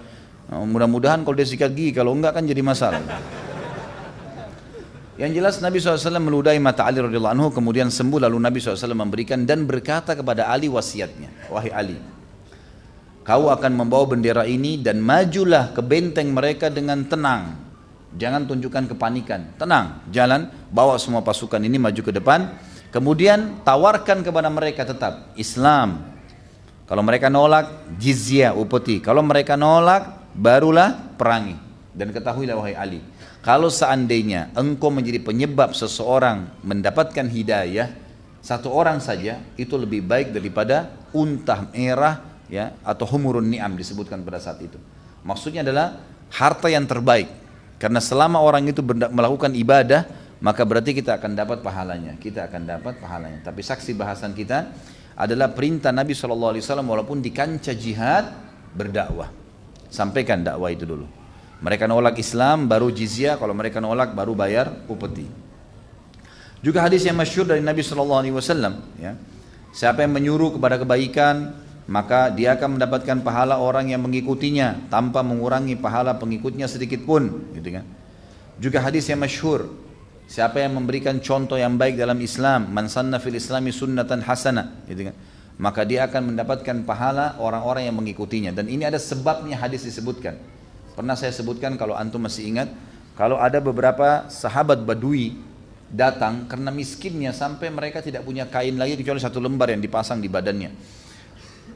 Kemudian kalau angin meniup bisa tersingkap auratnya, dan pada wajah mereka kelihatan warna merah kehitam-hitaman karena susahnya, ya. Biasa orang kalau tidak punya makanan yang cukup, minum yang kurang, atau cuaca yang panas akan membuat kulitnya seperti ini. Yang jelas kata Nabi SAW waktu melihat mereka naik di atas mimbar, motivasi sahabat untuk bersedekah. Sedekahlah, sedekahlah, sedekah, gitu kan. Nabi SAW motivasi mereka, sedekah bisa meredam murkanya Allah, tidak akan berkurang harta hamba karena sedekah, dimotivasi sahabat. Lalu kata Nabi SAW dalam hadis yang panjang, penutupannya adalah, dan bersedekahlah kalian walaupun dengan sebutir kurma. Artinya bukan sebutir kurma, setengah kurma, setengah kurma. Kurma ini teman-teman sekalian maksudnya adalah kalau kalian punya kurma satu butir, saya di rumah datangkan potong dua, kasih saya setengah untuk saya kasih kepada orang miskin, setengahnya kamu makan, seperti itulah. Berdirilah seorang sahabat yang mulia, tapi dalam riwayatnya tidak disebutkan namanya. Beliau kemudian ya mengeluarkan beberapa dirham dari kantongnya lalu meletakkan di hadapan Nabi SAW, mengatakan, ya Rasulullah, ini saya sedekahkan yang saya miliki. Maka kata Nabi SAW, siapa yang memberikan contoh yang baik dalam Islam, maka dia akan mendapatkan perilaku atau pahala orang yang mengikutinya. Ini kenapa saya titik beratkan teman-teman sekalian, karena banyak orang yang salah faham, menyebarkan bid'ah yang Nabi SAW tidak contohkan dengan hadis ini. Dia mengatakan, man sanna fil islami sunnatan hasanah, siapa yang memberikan contoh yang baik dalam Islam. Jadi ada katanya sunnah hasanah, gitu kan. Sunnah hasanah. Jadi kita perlu garis bawahi. Lalu mereka bilang ini adalah bid'ah hasanah. Afwan, pertanyaannya disortir, akhi. Jangan digabungin sama yang sudah disortir, karena kita fokus ke yang sesuai dengan tema. Taruh aja ya. Jadi banyak orang bilang ini berarti boleh orang melakukan bid'ah hasan nih, karena masalahnya ada hadis ini sunnat hasanah. Tentu khilaf di antara ulama tentang masalah ini, tapi saya coba memberikan pemahaman dari hadis ini, gitu kan. Ternyata di sini Nabi SAW mengatakan, man sanna fil islami sunnatan hasanah. Sunnatan hasanah adalah sunnah yang baik. Maksudnya adalah memang sudah pernah ada contohnya. Sedekah yang sahabat ini lakukan memang sudah diperintahkan sebelumnya. Nabi kan SAW ceramah ya. Maka karena dia lakukan apa yang sedang Nabi sunnahkan, maka Nabi mengatakan siapa yang menjadi contoh, mendatangkan contoh yang hasanah, yang baik nih. Karena sudah ada. Seperti di satu lokasi, orang sudah tidak pernah salam teman-teman sekalian. Kemudian antum datang, antum hidupkan salam. Lalu jadi tersebarlah salam itu. Menjadi sebuah kebiasaan akhirnya. Hidup sunnah kembali. Maka ini namanya sunnah hasanah. Ini yang dimaksud dengan sunnah hasanah. Jadi ini juga semua adalah dalil-dalil yang menjelaskan tentang pentingnya seseorang untuk berdakwah di jalan Allah Subhanahu wa taala. Jadi kita akan panen pahala orang-orang yang kita dakwahi. Dan ingat teman-teman sekalian, sebuah konsep dasar dalam Islam. Tugas kita hanya melakukan. Itu saja. Anggota tubuh melakukan, mulut ngomong, tangan memberikan isyarat, kaki melangkah, hati bertawakal. Kita bertawakal kepada Allah. Sisanya insya Allah tidak ada, akan tersebar dengan sendirinya. Subhanallah, saya kemarin tablik akbar di Makassar. Jazakumullah khair, teman-teman panitia baru pertama kali ngadakan tablik akbar, tapi yang hadir mencapai 25.000 orang. Penuh, luar biasa penuhnya, gitu kan. Sebelum bisa sama panitia saya nasihatin sama mereka, saya bilang sama mereka, ikhwani, jangan pernah bangga dengan apa yang antum lakukan ini. Ini mereka datang bukan karena saya, mereka datang bukan karena antum, mereka datang bukan karena ada foto wali kota pada saat itu yang termasuk juga ada terlibat dalam acara. Bukan karena mereka, tapi memang Allah Azza wa Jal yang mendatangkan orang-orang ini sehingga mendengarkan dakwah. Kita cuma tugasnya menyampaikan dan berijtihad, berusaha saja. Sampaikan, jangan pernah merasa berat untuk menyampaikan. Syaitan kadang-kadang memberatkan kita. Di sebelah ada teman kita yang salah safnya, Pak, maaf Pak, masuk di saf. Maaf Ibu, maaf ya masuk di saf, rapiin safnya. Gitu aja bahasanya. Kadang-kadang syaitan mengatakan nanti dia marah nih, nanti dia begini. Enggak, tolak semuanya. Kita sampaikan, kalau dia tolak setelah itu gak ada masalah, yang penting tugas kita menyampaikan. Allah Subhanahu wa taala berkata kepada Nabi-Nya Muhammad SAW, ma'alaika illal balagh, tugasmu hanya menyampaikan, hai Muhammad. Baik, kita masuk sekarang, ada poin-poin yang saya ingin diberatkan teman-teman sekarang. Ada 18 sifat yang harus dimiliki oleh da'i ya. Ini kalau bisa kita katakan adab dan tata krama juga bagus. Adab da'i dalam dakwah. Yang pertama teman-teman sekalian adalah ilmu. Harus punya ilmu, baru bisa berbicara. Kalau tidak punya ilmu jangan berbicara. Dan antum sudah termasuk punya ilmu kalau di sub bahasan yang sedang mau dibahas itu sudah faham. Misal kita belum faham semua agama, tapi khusus di bab sholat kita udah tahu nih tata caranya, udah tahu dalilnya, itu yang kita sampaikan. Maka berarti kita sudah punya ilmu di sub bahasan itu. Tapi yang jelas ilmu ini harus teman-teman sekalian, dan tidak boleh kita batasin dengan ilmu yang pernah kita pelajari saja. Terutama hal-hal yang darurat dalam Islam, rukun Islam dan rukun iman. Ini dasar sekali, harus dimulai dari situ ya. Kemudian Imam Syafi'i sendiri pernah menasihatin teman-teman sekalian beberapa ulama di Mesir yang ya kalau kita bisa bahasakan selevel dengan beliau gitu kan. Imam Syafi'i melihat mereka lagi sibuk waktu dikumpul ulama-ulama Mesir. Waktu itu Imam Syafi'i juga sempat datang. Di tangan Imam Syafi'i rahimahullah ada mushaf, ada Quran. Dan beliau sudah hafal Al-Quran, tapi beliau bawa Quran itu. Di tangan para ulama ini, mereka saling menunjukkan satu sama yang lain kitab-kitab fikih. Tebal-tebal di bawah. Mereka saling mau berargumen, nanti ceritanya para ulama ngumpul nih, dalilnya di buku ini, di dalil ini dan seterusnya. Maka Imam Syafi'i rahimahullah begitu tiba disuruh bicara. Diminta karena beliau dianggap tokohnya ulama, bicara di depan para ulama. Lalu kata beliau satu kalimat yang membuka majelis dan membuat orang hening pada saat itu, dan ternyata setahu saya Allah alam kisah ini setelah itu mereka pulang dan mereka sudah faham apa yang diinginkan oleh Imam Syafi'i sebagai nasihat. Kata Imam Syafi'i rahimahullah, sungguh demi Allah kitab-kitab yang kalian pegang itu telah menyibukkan kalian dari ini, dari Al-Quran gitu kan. Maksudnya adalah kalian sibuk membaca kitab-kitab dan kalian lupa dengan Al-Quran, tidak pernah dibaca. Jadi peringatan Imam Syafi'i rahimahullah artinya pulanglah dan amalkan sesuatu yang dasar. Kemudian yang kedua selain ilmu teman-teman sekalian adalah terus saja mengikuti fatwa dan nasihat para ulama. Nggak boleh berhenti nih teman-teman sekalian. Walaupun antum sudah mulai tahu, ya, sudah mulai ikut pengajian seminggu, masya Allah ada ikhwah akhwat yang saya tahu seminggu 7 kali ikut pengajian. 7-nya ustadz juga berbeda-beda. Itu hal yang baik, positif ya. Imam Nawawi rahimahullah itu yang saya tahu memiliki 7 orang guru dalam sehari. Membahas 7 kitab yang berbeda, gitu kan? Jadi luar biasa beliau, satu hari sampai 7 guru, 7 kitab yang berbeda di 7 tempat, gitu kan? Sampai Imam Nawawi saking cintanya sama ilmu, beliau itu sampai kalau mau tidur malam, beliau tidur sambil berdiri, sandar di tembok, pegang kitab, kemudian beliau meletakkan satu kakinya tersandar di tembok, yang satunya berdiri, dipakai menopang. Jadi beliau tidur, begitu bangun baca buku, gitu. Jadi saking luar biasanya cinta dengan ilmu, gitu kan? Kalau antum Allahu a'lam nih, saya nggak tahu nih kalau sambil buka buku tidur, sedangkan bukunya rapi-rapi bagus saya tetap tidur gimana? Tapi bagaimana cintanya mereka pada ilmu? Harus selalu rutin teman-teman mengikuti perkembangan para ulama. Ya, dai-dai ini mengikuti fatwa-fatwa mereka, nasihat-nasihat mereka. Setiap bertemu dengan para ulama kita harusnya minta dinasihatin. Kemudian yang ketiga teman-teman sekalian, ikhlas dalam berdakwah. Ikhlas dalam berdakwah, tentu sebenarnya ikhlas ini harus di nomor 1 ya. Cuman ini tidak berurut, saya cuman susun secara teracak. Yang jelas ikhlas adalah hal yang penting. Dan ini sudah pernah saya jelaskan contoh misalnya, sesuatu yang ikhlas karena Allah pasti akan kekal. Pasti akan kekal. Ingat kisah Imam Malik rahimahullah. Imam Malik rahimahullah pada saat beliau menulis kitab Muwatta dan mau membukukannya, Allahu alam yang saya tahu itu pada saat itu murid-murid datang mengatakan, wahai imam, sekarang semua ulama-ulama yang selevel dengan anda lagi nyusun buku dan sengaja menamakan Muwatta seperti buku anda. Karena ini dianggap Imam Malik kayak contoh. Kalau apa yang Imam Malik lakukan, yang lain juga lakukan, berarti mereka tenar seperti Imam Malik. Seperti itulah. Jadi dianggap saingan, gitu kan? Dan pada saat itu sampai jumlah kitab Muwatta 1200. 1200 buku fikih ditulis oleh 1200 penulis, semua namanya Muwatta, termasuk Imam Malik, gitu kan? Rahimahullah. Lalu kata Nabi Malik kalimat yang masyhur, "Maka lillahi fahuwa baq." Semua yang dilakukan karena Allah, dialah yang akan kekal. Ternyata betul, waktu suku Tatar, Mongolia masuk ke Baghdad dan menghancurkan Baghdad, waktu itu semua buku-buku tulisan para ulama diceburin ya di sungai-sungai, gitu kan. Kemudian banyak muslimin yang dibunuh, dibantai pada saat itu. Subhanallah, termasuk buku-buku Muwatta ya, yang ada tersebar pada saat itu di Irak, karena Imam Malik di Madinah ya.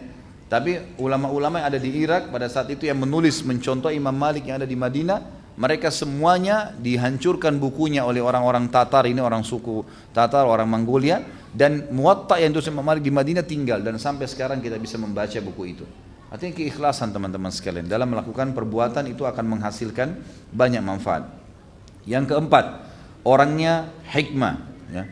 Hikmah ini maksudnya tadi saya bilang meletakkan sesuatu pada tempatnya, dan kita ambil dari kisah Mus'ab radhiyallahu anhu bagaimana beliau sangat hakim, sangat bijaksana dalam mendakwahi Sa'ad bin Mu'adz dan Usaid bin Khudair radhiyallahu anhum ajma'in. Dan ini harus tahu waktu, tempat tepat untuk berdakwah, gitu kan? Kadang-kadang kita nggak bisa berdakwah teman-teman sekalian, kayak kita lagi di busway lagi padat, sulit kita untuk berdakwah. Bagaimana caranya? Tapi kalau ada kemungkaran yang jelas dan kita bisa ingatkan, kita ingatkan. Tapi ada keadaan yang tidak memungkinkan, gitu kan? Kita melihat tempat-tempatnya, waktunya, bijaksana, atau kadang-kadang kita bisa menggunakan metode-metode yang lebih rapi, seperti misalnya kita sering membawa buku. Ini saya sarankan teman-teman selalu kantongin buku. Usahakan ada buku-buku saku kecil yang saya sering lihatkan terbitan pustaka Ibnu Umar, dan itu ditaruh teman-teman. Pilih judul yang menarik, selalu bawa kemana-mana. Titipin di musola yang sedang kita sholat, titipin kepada teman-teman yang satu bus, satu mobil, angkot, dan seterusnya. Ini semua termasuk yang perlu atau yang bisa kita lakukan. Kemudian yang tentu yang selanjutnya yang kelima adalah hikmah. Kalau tadi hakim, tadi bijaksana, hikmah beda ya. Hikmah ini menggunakan retorika yang tepat. Kemudian yang keenam, retorika yang tepat tentunya retorika yang santun, yang baik, tidak dengan marah-marah gitu kan dalam menyampaikan dakwah. Kemudian yang keenam adalah tidak pernah berhenti dalam berdakwah, bagaimanapun keadaannya. Terus berdakwah, terus menyampaikan, tantangannya datang itu biasa. Jangankan teman-teman sekalian, jangan pernah antum mimpi kalau kita menjadi seorang muslim atau berada di jalan Allah yang benar, termasuk para dai dan ulama, kemudian tidak dicaci maki oleh orang. Bagaimana bisa? Gitu. Nabi Muhammad SAW sendiri manusia terbaik dikatakan orang gila, majnun, dikatakan penyair, syair, ya, dikatakan orang-orang yang suka mengarang-arang asatirul awwalin, dongeng-dongeng nih, gitu kan? Seperti itulah. Tapi Nabi SAW sabar, gitu kan? Jadi jangan antum menjadi dai kemudian kendor pada saat ada orang yang mengatakan begini dan begitu. Jadi harus punya prinsip. Dai itu harus punya prinsip. Selama dia benar maka dia berpegang teguh pada itu. Jangan pernah putus asa. Yang ketujuh, mulai dengan asas daripada agama Islam dan menjauhi asas ini, rukun Islam dan rukun iman. Itu asasnya, gitu kan? Mulai daripada syahadat, kenalkan siapa itu Allah, kenalkan Nabi Muhammad SAW, sholat, zakat, puasa, haji, dan kemudian rukun iman.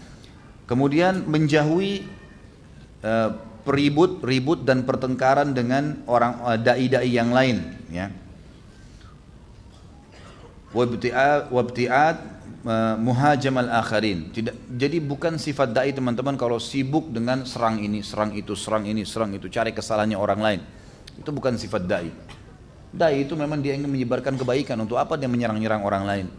Kalau antum melihat kesalahan seseorang, telepon, datang, luruskan, nasihatin, diskusi. Mungkin dia punya dalil. Pernah Imam Malik rahimahullah ketemu dengan Imam Abu Hanifah. Dua-duanya terkenal imam madhab di zamannya, gitu kan? Imam Abu Hanifah meninggal tahun 150 Hijriah, tahun lahirnya Imam Syafi'i, dan Imam Malik meninggal tahun 179 Hijriah. Waktu itu sering berselisih pendapat. Kenapa? Karena Abu Hanifah rahimahullah tinggal di Irak. Waktu itu banyak hadis palsu.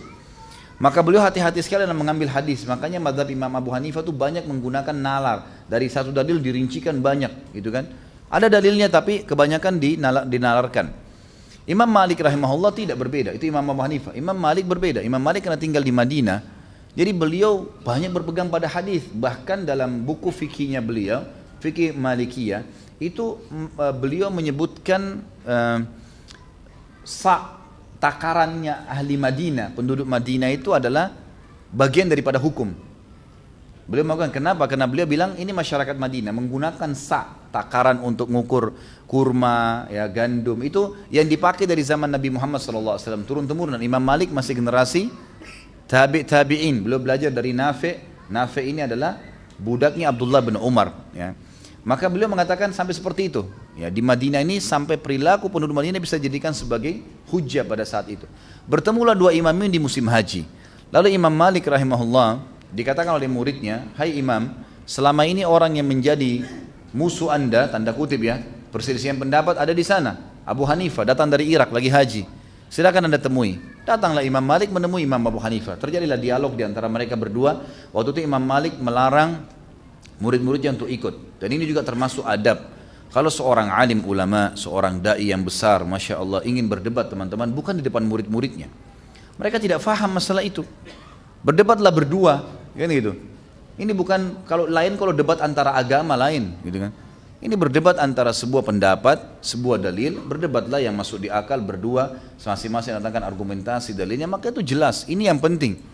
Imam Malik lakukan itu sampai selesai. Kemudian Imam Malik berdiri, salaman sama Abu Hanifah, berpelukan, lalu kemudian berdiri. Lalu murid-muridnya heran mengatakan, "Wahai Imam, Anda berpelukan dengan orang ini?" Kata Imam Malik, "Iya. Allah telah mempertemukan kepada saya seseorang yang kalau dia ingin membuat tiang-tiang masjid haram ini bicara, maka bisa berbicara." Maksudnya saking luar biasa kuatnya argumentasinya Imam Abu Hanifah rahimahumullah. Yang jelas seperti itulah caranya, adabnya, gitu kan. Jadi tidak boleh kita keliru dalam masalah-masalah seperti ini. Harus menghormati pendapat orang lain, teman-teman. Jangan menyerang kerjaannya. Jadi sini mulai dengan asas, jangan menyerang orang lain selama itu ada dalil, ya. Kemudian mulailah meluruskan yang mungkar itu yang kelihatan. Jangan memukul rata. Nah, itu. Tetangga kita misalnya, kita lihat teman-teman sekalian, dia tidak sholat. Maka berarti yang sedang mungkar adalah tidak sholatnya. Itu yang kita sorotin, gitu kan? Yang kelihatan depan mata.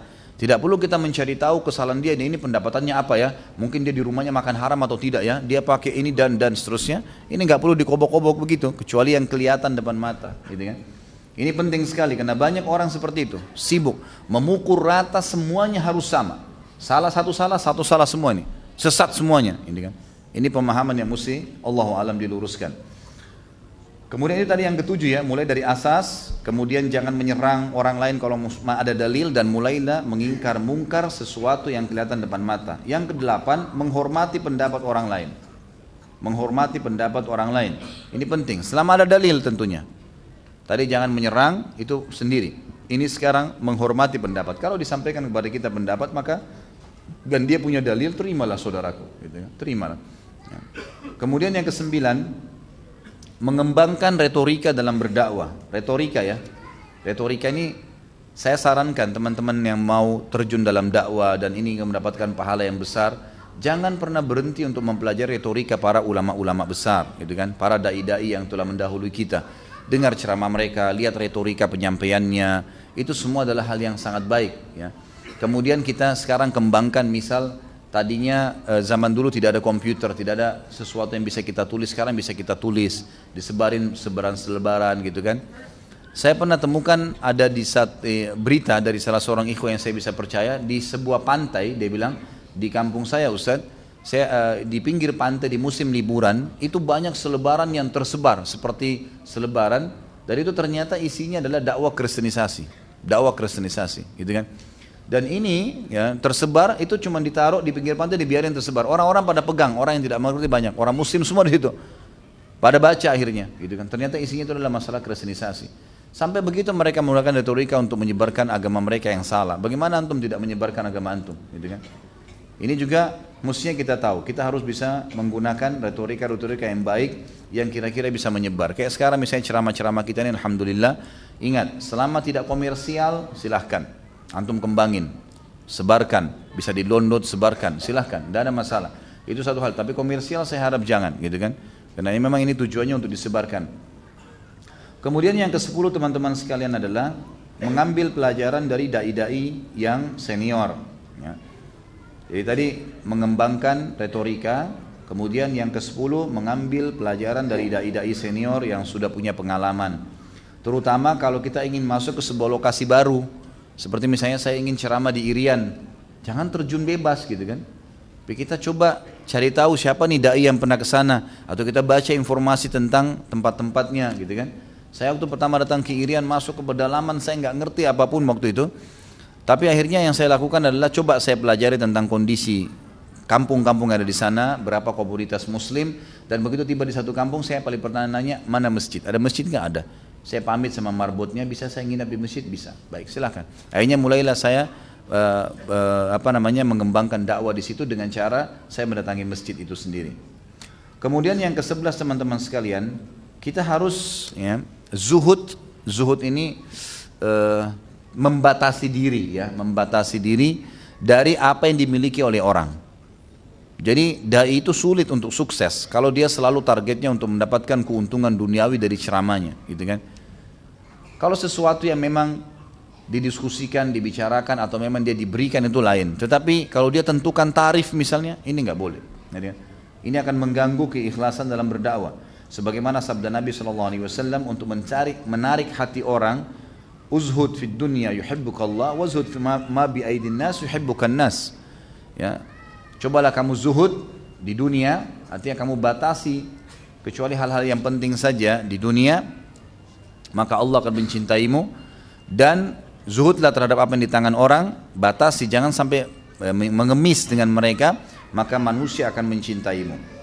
Yang ke-12, karam. Karam ini dermawan, suka memberi. Ya, katakan sekarang kesannya banyak dai-dai mereka malah yang suka mengambil. Jadi cobalah dai ini menjadi contoh mereka, harusnya mereka memberi.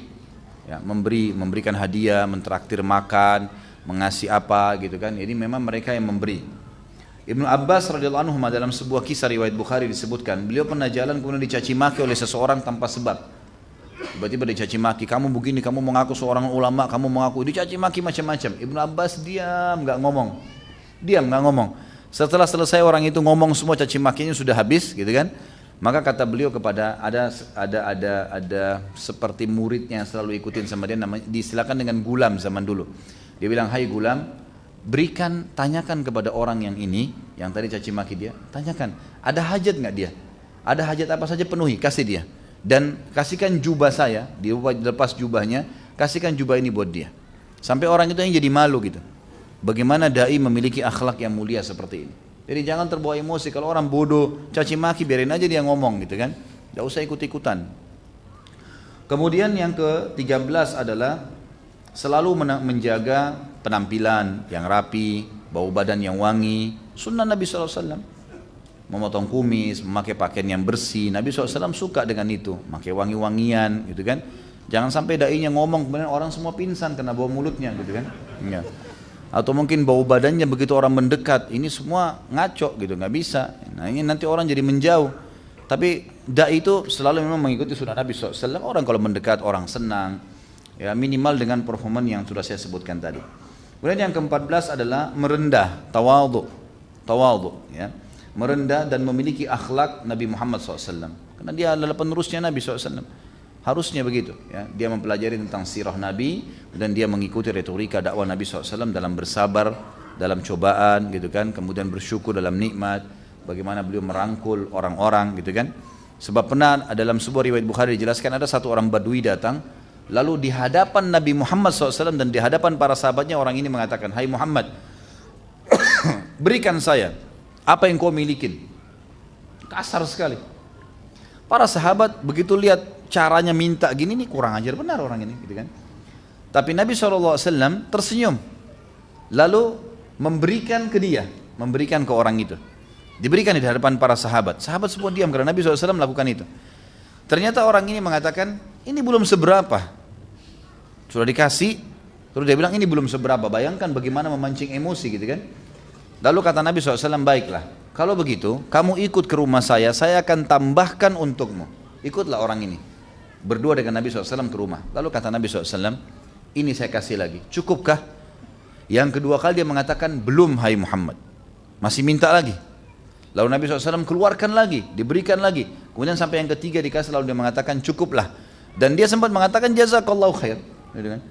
Jadi ternyata ini cuma kena retorika dia, kebiasaannya gitu ya. Kebiasaan dia menggunakan kata-kata yang mungkin dianggap kasar, mungkin bagi dia tidak kasar. Ya. Mungkin teman-teman kalau dari Makassar tahu nih di sini. Bagaimana teman-teman di Makassar kalau ngomong, lampu itu kalau mau dimatikan dia bilang apa? Hah? Bunuh lampu. Itu udah biasa. Jadi antum jangan kaget kalau ke Makassar dengar orang matikan lampu itu bunuh lampunya. Lampu aja dibunuh gitu kan. Tapi sudah begitu retorika. Dan itu bukan niat kasar ya. Bukan niat kasar. Memang sudah begitu bahasanya. Kan sudah begitu. Mungkin kita berteman sama teman-teman nelayan biasa teriak-teriak panggil temannya. Itu suaranya tinggi. Memang sudah biasa begitu.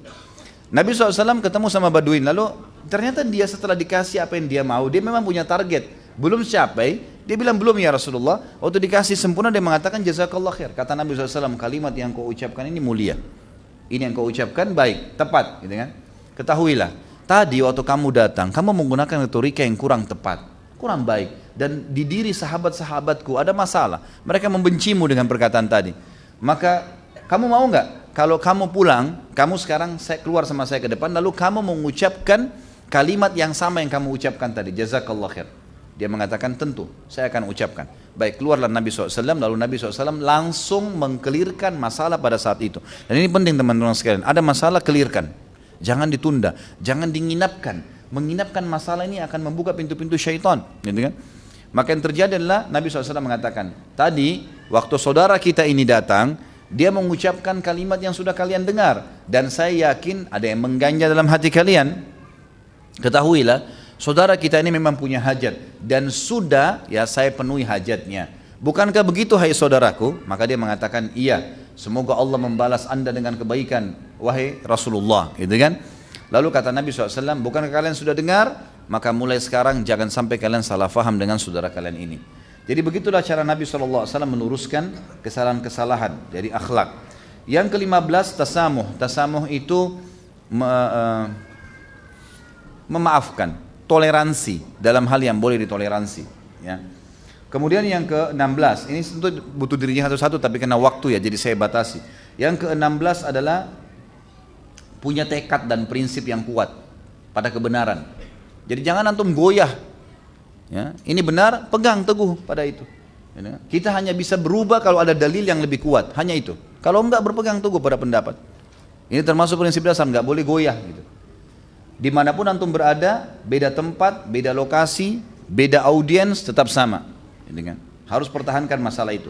Yang ke-17, qudwah, suri tauladan.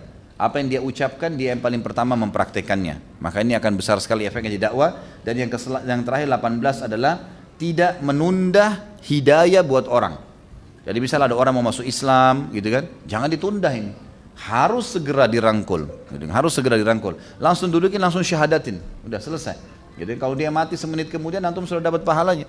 Dia juga sudah masuk surga. Tapi kalau kita tunda malah berbahaya buat dia. Baik, yang terakhir teman-teman sekalian, maaf, ada 3 poin lagi tentang durus wal ibar. Tadi yang pertama tidak boleh menunda kebaikan. Yang kedua yang panjang lebar kita jelaskan barusan tadi ini adalah fadilah dakwah dan menjadi dai. Sekarang ini juga kita ambil dari dai kita yang mulia Mus'ab bin Umair radhiyallahu anhu. Kemudian kita masuk sekarang teman-teman sekalian yang ketiga adalah fadl zuhud. Kelebihan orang zuhud, dan zuhud ini teman-teman sekalian definisinya adalah mendahulukan akhirat dari dunia. Ini perlu digarisbawahi karena banyak orang-orang yang salah faham menisbatkan diri pada Islam, dia menganggap zuhud itu dengan cara pakai baju kotor, makan roti kering gitu kan, kemudian tidak perlu pakai kendaraan, sendalnya sudah putus tetap dipaksain pakai. Ini semua salah, ini bukan begitu.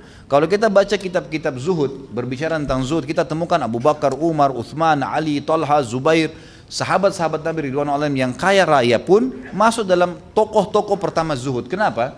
Karena zuhud sebenarnya maknanya adalah mendahulukan akhirat dari dunia. Azan, sholat dulu, baru kemudian aktivitas yang lain gitu kan. Itu namanya zuhud. Dan perilaku Mus'ab tadi yang saya janjikan teman-teman, waktu beliau masuk ke masjid dan ternyata ditemukan bajunya ada yang ya ditempel dengan kulit, ini adalah pilihan beliau pribadi, pilihan beliau pribadi. Dan ulama merincikan, di sini bukan berarti zuhud seperti yang mencontohi Mus'ab dalam menempel baju, gitu kan? Tetapi Mus'ab radhiyallahu anhu mengambil keputusan untuk diri sendiri dan itu bukan menjadi sebuah hukum agama. Dan ini bukan masuk dalam bab rincian zuhud, tetapi perilaku sendiri pribadi. Ya.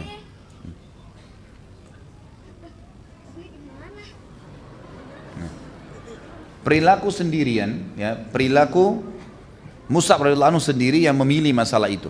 Yang memilih masalah itu karena dia melihat, kata para ulama hadis, masalahnya adalah dia tidak tahu dia khawatir kalau dia meninggalkan pola yang ada sekarang, dia lalai. Secara pribadi dia berijtihad, gitu kan. Tapi tentu contoh yang terbaik adalah Nabi Muhammad SAW, karena beliau sampai meninggal pun beliau masih menggunakan baju-baju kutun dari negeri Yaman. Allahu alam. Kemudian yang kelima teman-teman sekalian adalah cinta jihad dan mati syahid. Ini juga pelajaran, durus wal ibar yang kita bisa ambil. Bagaimana seorang muslim harus mengetahui bahwasanya dia harus mencintai jihad. Dia juga harus ya mengejar mati syahid. Ini sebagaimana disabdakan oleh Nabi SAW, siapa yang mengejar mati syahid dengan jujur, maka Allah akan memberikan padanya kedudukan syahadah walaupun dia mati di atas ranjangnya. Dan kita ambil pelajaran bagaimana Mus'ab setelah dipotong tangannya pun tetap memegang bendera. Karena dia tahu yang dia kejar memang mati syahid. Dipotong tangan kedua dia masih pegang dengan sisa tangannya. Dalam kondisi darah melumur semua di bajunya. Kemudian terakhir ditusuk dadanya pun dia menerima kejadian tersebut. Yang keenam, yang kelima adalah fadilah hijrah. Fadilah hijrah. Fadilah hijrah ini teman-teman sekalian adalah sebagaimana kita sudah tahu misalnya surah An-Nisa ayat 100 ya. An-Nisa ayat 100 yang bunyinya a'udzubillahi minasyaitonirrajim.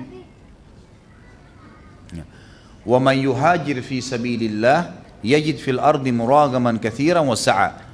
Siapa yang hijrah di jalan Allah, maka Allah akan berikan kepadanya jalan keluar dan rezeki yang luas, Jadi kita harus tahu di sini hijrah termasuk perintah dalam agama kita. Kalau kita tahu berbahaya buat kita kalau tidak hijrah. Baik itu pindah kos-kosan tadi saya bilang di awal, tempat sewa kontrakan. Pernah ada ikhwah yang mengatakan pada saya, Ustadz saya kerepotan nih. Karena saya sewa tempat di sebuah tempat kos, yang tempat kos ini di sebelah saya ada orang yang berzina di malam hari, ada orang yang mabuk-mabukan, mereka dengar musik, jadi mereka kewalahan. Ya, ini gimana? Saya kewalahan Ustaz, bagaimana jalan keluarnya? Jawaban saya sederhana, pindah, cari kos-kosan tempat yang memang tidak seperti itu. Ajak beberapa orang ikhwah yang sudah paham mengikut pengajian, kemudian ajak mereka untuk sewa tempat, karena perling. Nah, ini sama-sama azan ke masjid, jadi supaya terbentuk komunitas. Ini termasuk makna hijrah yang sederhana, sampai kepada hal yang besar, hijrah tempat, ya, hijrah tempat kontrakan, sewa, tempat kuliah, dan seterusnya sampai pada pindah negara. Dan yang terakhir teman-teman sekalian adalah adanya hukum wala dan bara. Ini sebenarnya memang butuh rincian panjang ya, tapi karena sudah menjelang maghrib maka kita ringkaskan teman-teman sekalian. Adalah al-wala wal bara, diistilahkan dalam ilmu akidah kita. Wala itu adalah menggantungkan diri atau menyandarkan diri pada orang-orang yang beriman. Menjadikan mereka sebagai sahabat, tempat untuk meminta pertolongan, bantuan dan seterusnya. Bara adalah berlepas diri dari orang-orang yang kafir dan orang-orang munafik, berlepas diri. Dan ini perlu kita garis bawahi teman-teman sekalian. Kalau dalam Islam, persaudaraan dalam Islam lebih tinggi daripada persaudaraan sekandung. Kalau persaudaraan sekandung itu dalam keadaan kufur. Kalau dalam keadaan beriman berarti dia mendapatkan fadilah, karena ada hubungan rahim dan ada hubungan persaudaraan Islam. Tapi kalau ada saudara kita non muslim ya dipertemukan dengan saudara muslim seiman, maka yang lebih tinggi derajatnya saudara muslim seiman. Buktinya teman-teman sekalian, kalau ada anak-anak dalam keadaan kafir, maka kalau dia meninggal dalam keadaan kafir atau ayahnya meninggal dalam keadaan beriman dan dia kafir, si anak ini tidak ada warisan di antara mereka. Gitu kan? Jadi ini memang bukti nyata dan ini disebutkan oleh penulis buku dan juga disebutkan ini di halaman 82 ya tentang masalah itu. Saya akan hubungkan dengan bahasan kita dalam kisah tokoh kita Mus'ab radhiyallahu anhu, bahwasanya satu waktu di salah satu peperangan adiknya yang bernama Abdul Aziz ibn Umair. Ini salah satu adik kandungnya dia dan sangat disayang oleh Mus'ab waktu masih di Mekah. Dan hampir sama dengan Mus'ab, dimanjakan oleh ibunya. Ternyata dalam peperangan melawan kaum muslimin, dia ikut dan ditawan. Lalu pada saat tertawan, teman-teman sekalian, tertahan, maka Mus'ab sempat berkata kepada sahabat yang menawan adiknya sendiri. Apa yang dia katakan?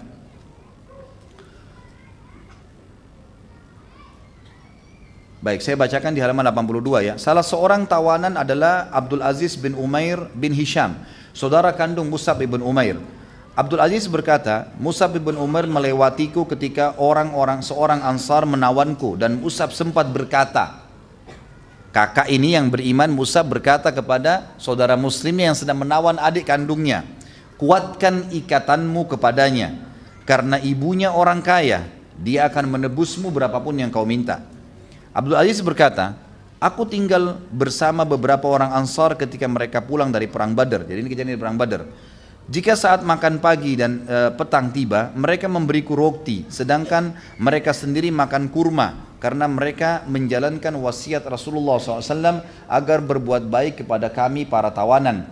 Tidak ada potongan roti yang jatuh ke tangan salah seorang dari mereka kecuali dia mengembalikannya kepadaku, sehingga aku merasa malu dan memberikannya kepada salah seorang dari mereka kembali, namun dia menolak dan mengembalikan lagi kepadaku. Kemudian Ibnu Hisham meriwayatkan, maksudnya di sini Nabi SAW mewasiatkan sahabat untuk berbuat baik dengan tawanan.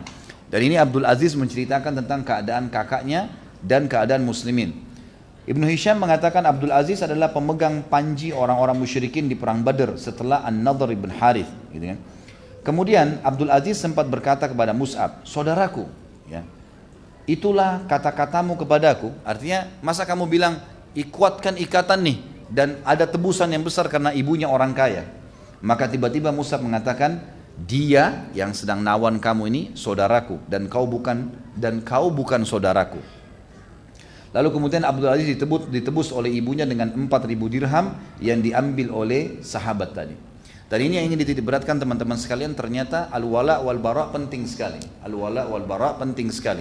Kalau orang-orang kafir, maka kita harus tahu ada batasan-batasan yang tidak ada hubungan kita dengan mereka, dan kita harus mendahulukan saudara kita seiman. Allahu a'lam. Berapa menit lagi azan?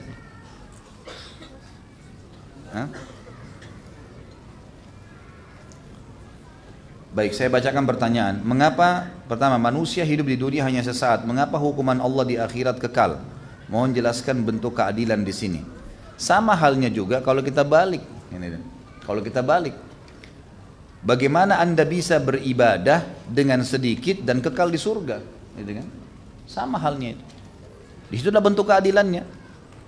Bagaimana juga pada saat Anda berbuat dosa yang banyak, kemudian taubat beberapa detik sebelum meninggal, dimaafkan semua sama Allah. Kan itu. Jadi jelas. Dan ini hati-hati teman-teman. Mohon maaf yang bertanya seperti ini, hati-hati dengan pertanyaan. Jangan sampai terbawa pada pertanyaan mengkritik Allah Subhanahu wa taala. Bertanya hanya untuk tahu, gitu kan? Jadi bahasa misalnya mohon jelaskan bentuk keadilan di sini, ini hati-hati jangan sampai kita hanya membawa diri kita seperti sebagian orang-orang liberal. Allah nggak adil tuh. Kalau begitu berarti Allah begini, main menyalahkan Allah. Ini pemahaman yang salah, tidak punya adab dengan Allah Subhanahu wa taala. Maka harus hati-hati teman-teman sekalian. Tentu saya bukan mengatakan itu pada penanya ya, saya bicara secara global. Apakah kalau ada dari kalangan akhwat atau perempuan yang menjadi salah satu, apakah ada dari kalangan perempuan yang menjadi salah satu sahabat Nabi, dan bagaimana menyikapi hidayah yang sudah datang namun iman terkadang naik turun?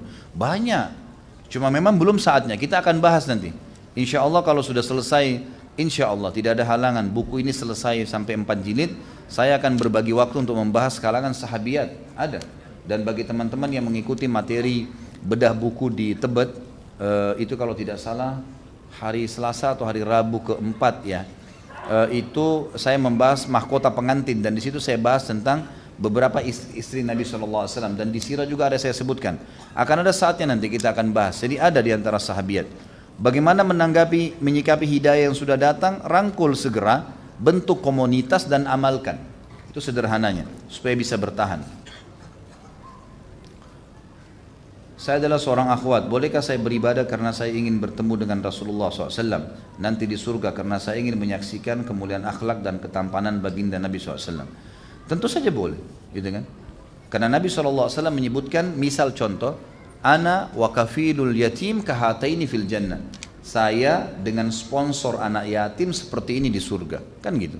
Berarti ada kebersamaan dengan Nabi SAW, dan ini berlaku bagi laki-laki dan perempuan.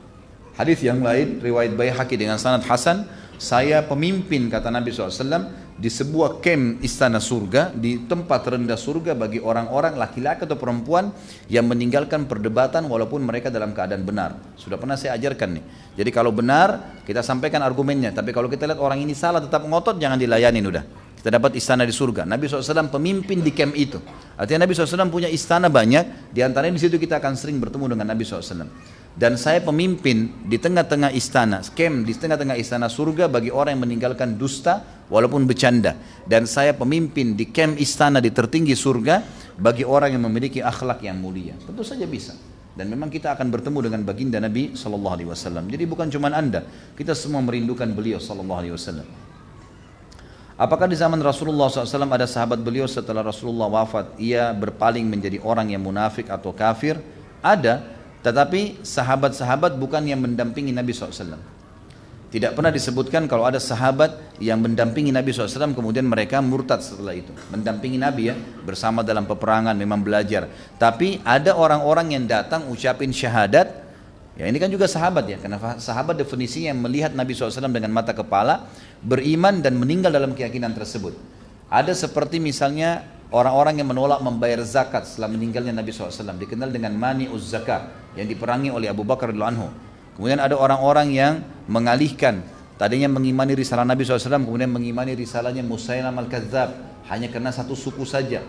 Ya, jadi surah An-Nasr pada saat turun waraitan nasa yadkhuluna fi dinillahi afwaja, dan kalian melihat dan engkau melihat hai Muhammad orang berbondong-bondong masuk ke dalam agama Allah. Kata para ulama, ini setelah pembebasan Mekah, seluruh suku Arab datang berbondong-bondong sampai Madinah terdesak, tidak ada lagi tempat untuk orang jalan karena penuhnya orang-orang yang ingin masuk Islam.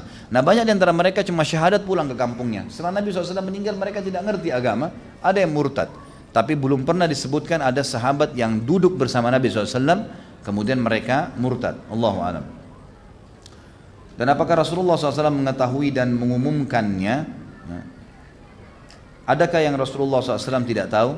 Tentu saja tidak ada. Ya. Yang Nabi SAW tahu semua. Kecuali kalau yang Anda maksudkan adalah para orang-orang munafik, itu ada. Tapi ini ya ulama mengatakan tidak dikatakan sahabat Nabi yang mulia, karena memang mereka orang-orang munafikin, cuma hidup bersama Nabi SAW.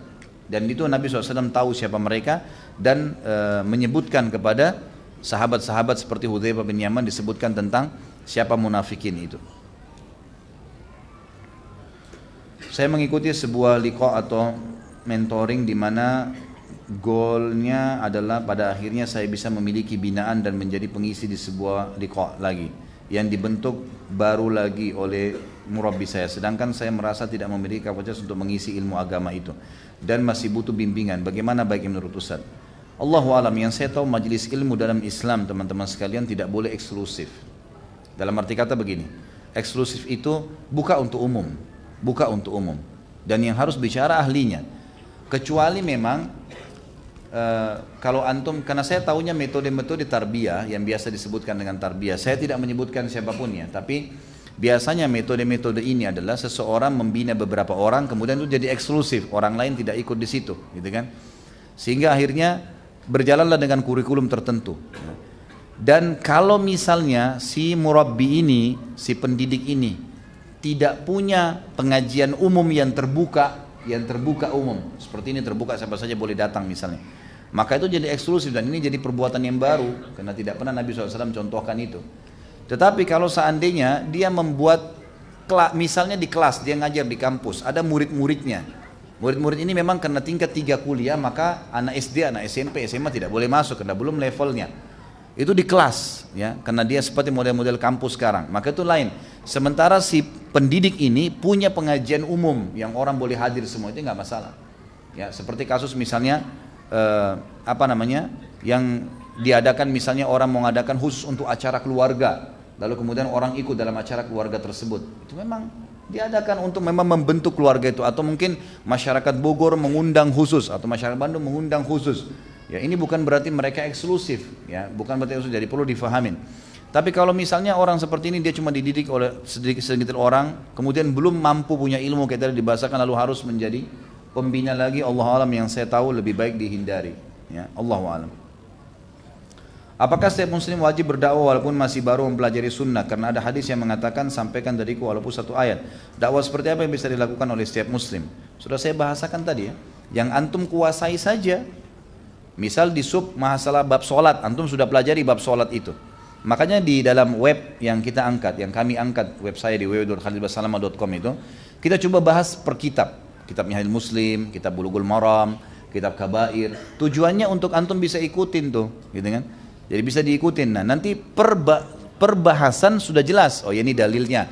Ya, ini bahasan tentang sholat, ini bahasan tentang puasa. Yang antum kuasain punya dalil, maka sampaikan. Itu saja. Dan jangan bicara yang tidak punya ilmunya. Ustaz, buku kisah Mus'ab bin Umair karangan siapa yang sunnah? Kalau khusus saya tidak tahu ya. Kalau khusus, karena memang selama ini kebanyakan buku-buku induk ya, seperti Syiar Alam Nubala ya.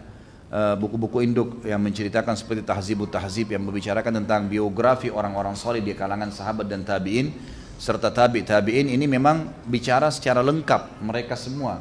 Kalau khusus saya belum temukan, tapi tokoh-tokoh tertentu seperti misalnya Abu Bakar, Umar, Uthman, Ali Khulafaur Rasyidin, 10 jami'ul surga ini biasa sudah disebutkan. Kalau Mus'ab saya pribadi belum temukan, mungkin keterbatasan saya gitu kan.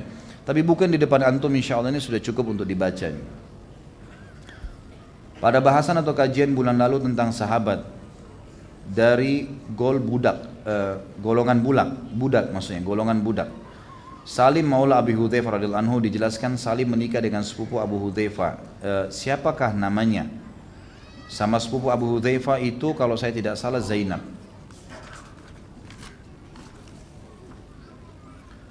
Bagaimana cara Anda memmotivasi teman yang sudah mendapatkan hidayah? Kalau sudah dapat hidayah nggak perlu dimotivasi.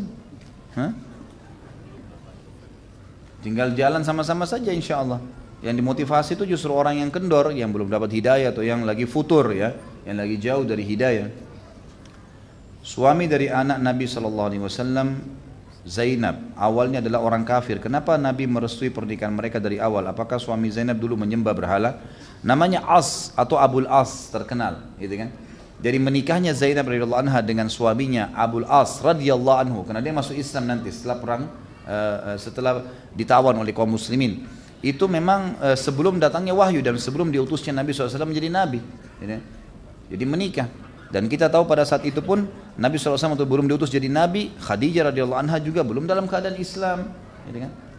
Apakah mereka menyembah berhala? Allahu a'lam, ini butuh rincian dalil secara khusus.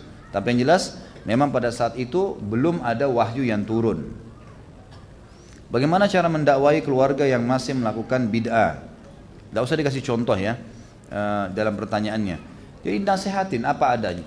Tugas kita hanya menyampaikan, target dakwah penyampaian. Ya, sisanya adalah haknya Allah Subhanahu Wa Taala. Jangan pernah antum dakwah targetnya penerimaan, karena kalau tidak diterima kita kecewa.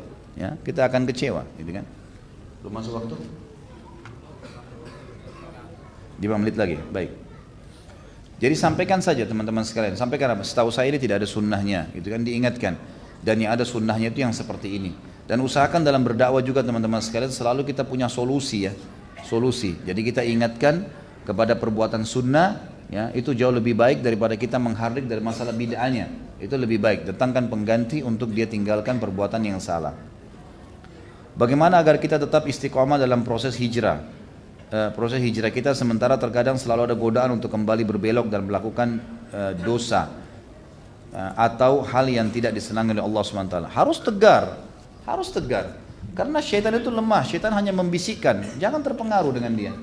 Diingatkan, digambarkan, isti'adah, a'udzubillahi minasyaitonirrajim. Teringat masa lalu dulu berzina, masa lalu dulu pacaran, masa lalu minum khamr, masa lalu apalah segala macam, a'udzubillahi minasyaitonirrajim. Lawan, gitu kan?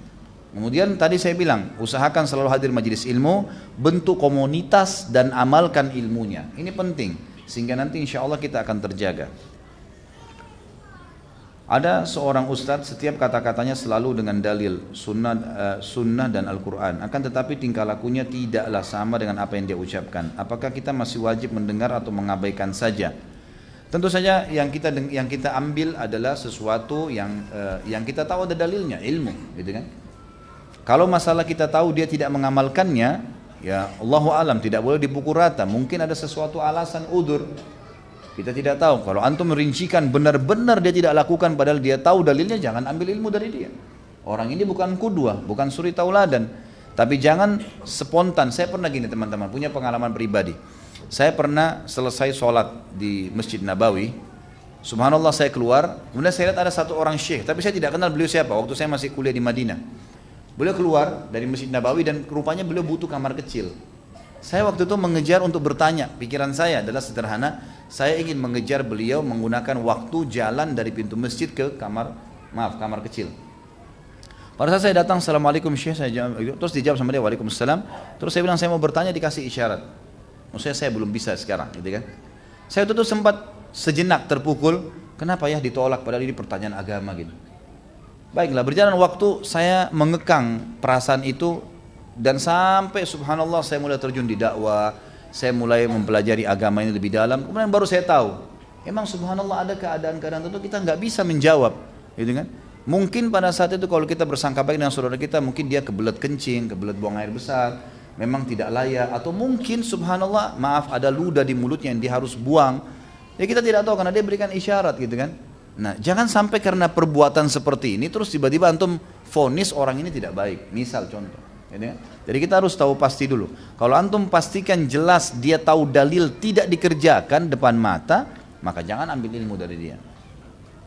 Saya sudah bertobat dari kemaksiatan-kemaksiatan yang dijalankan masa lalu. Baru saja saya hijrah, saya menyesal dengan perbuatan yang lalu. Saya tidak akan mengulangi. Saya juga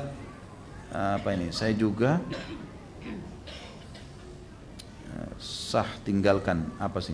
Saya coba melakukan amal-amalan belajar ilmu dan memberikan diri kepada Allah. Pertanyaannya, kenapa hati saya belum tenang? Selalu galau dan gelisah, ada saja yang terjadi. Apa masih banyak dosa yang melekat? Bagaimana hati saya bisa mendapatkan ketenangan yang sebenarnya? Iya, kalau galau itu masih ada dosa. Galau itu jawabannya karena masih ada dosa. Jadi antum berbanyak istighfar, lebih ikhlaskan lagi, gitu kan? Salah satu, ini sebagian ulama mengatakannya dalam masalah tazkiyatun nafs, salah satu yang bisa dikatakan dosa itu masih ada kalau seseorang masih terbayang-bayang. Berarti dia masih punya bekas, gitu. Maka coba beristighfar kepada Allah SWT, murnikan niat. Karena kalau kita betul-betul sudah taubat nasuha dan Allah bersihkan, maka insya Allah kita berusaha ingat pun tidak teringat dosa itu. Allahu a'lam. Baik, pertanyaan terakhir di sini. Bagaimana cara mendidik anak supaya rajin sholat? Karena selama ini jika disuruh sholat susah sekali, gitu. Ya tentu saja kita berusaha menyampaikan, menasihatin, membuat mereka cinta, memberikan contoh di depan mata mereka. Mulailah dengan kalau sholat ajak anak-anak, mulailah dengan menyebutkan fadilah-fadilahnya, dan kemudian berikan hadiah-hadiah berhubungan dengan masalah sholat itu. Mungkin begitu, Allahu a'lam. Mudah-mudahan apa yang kita bahas hari ini bermanfaat dan semoga Allah SWT memberkahi majelis kita dan juga menjadikan ini tambahan amal buat kita di hari kiamat nanti. Sebentar.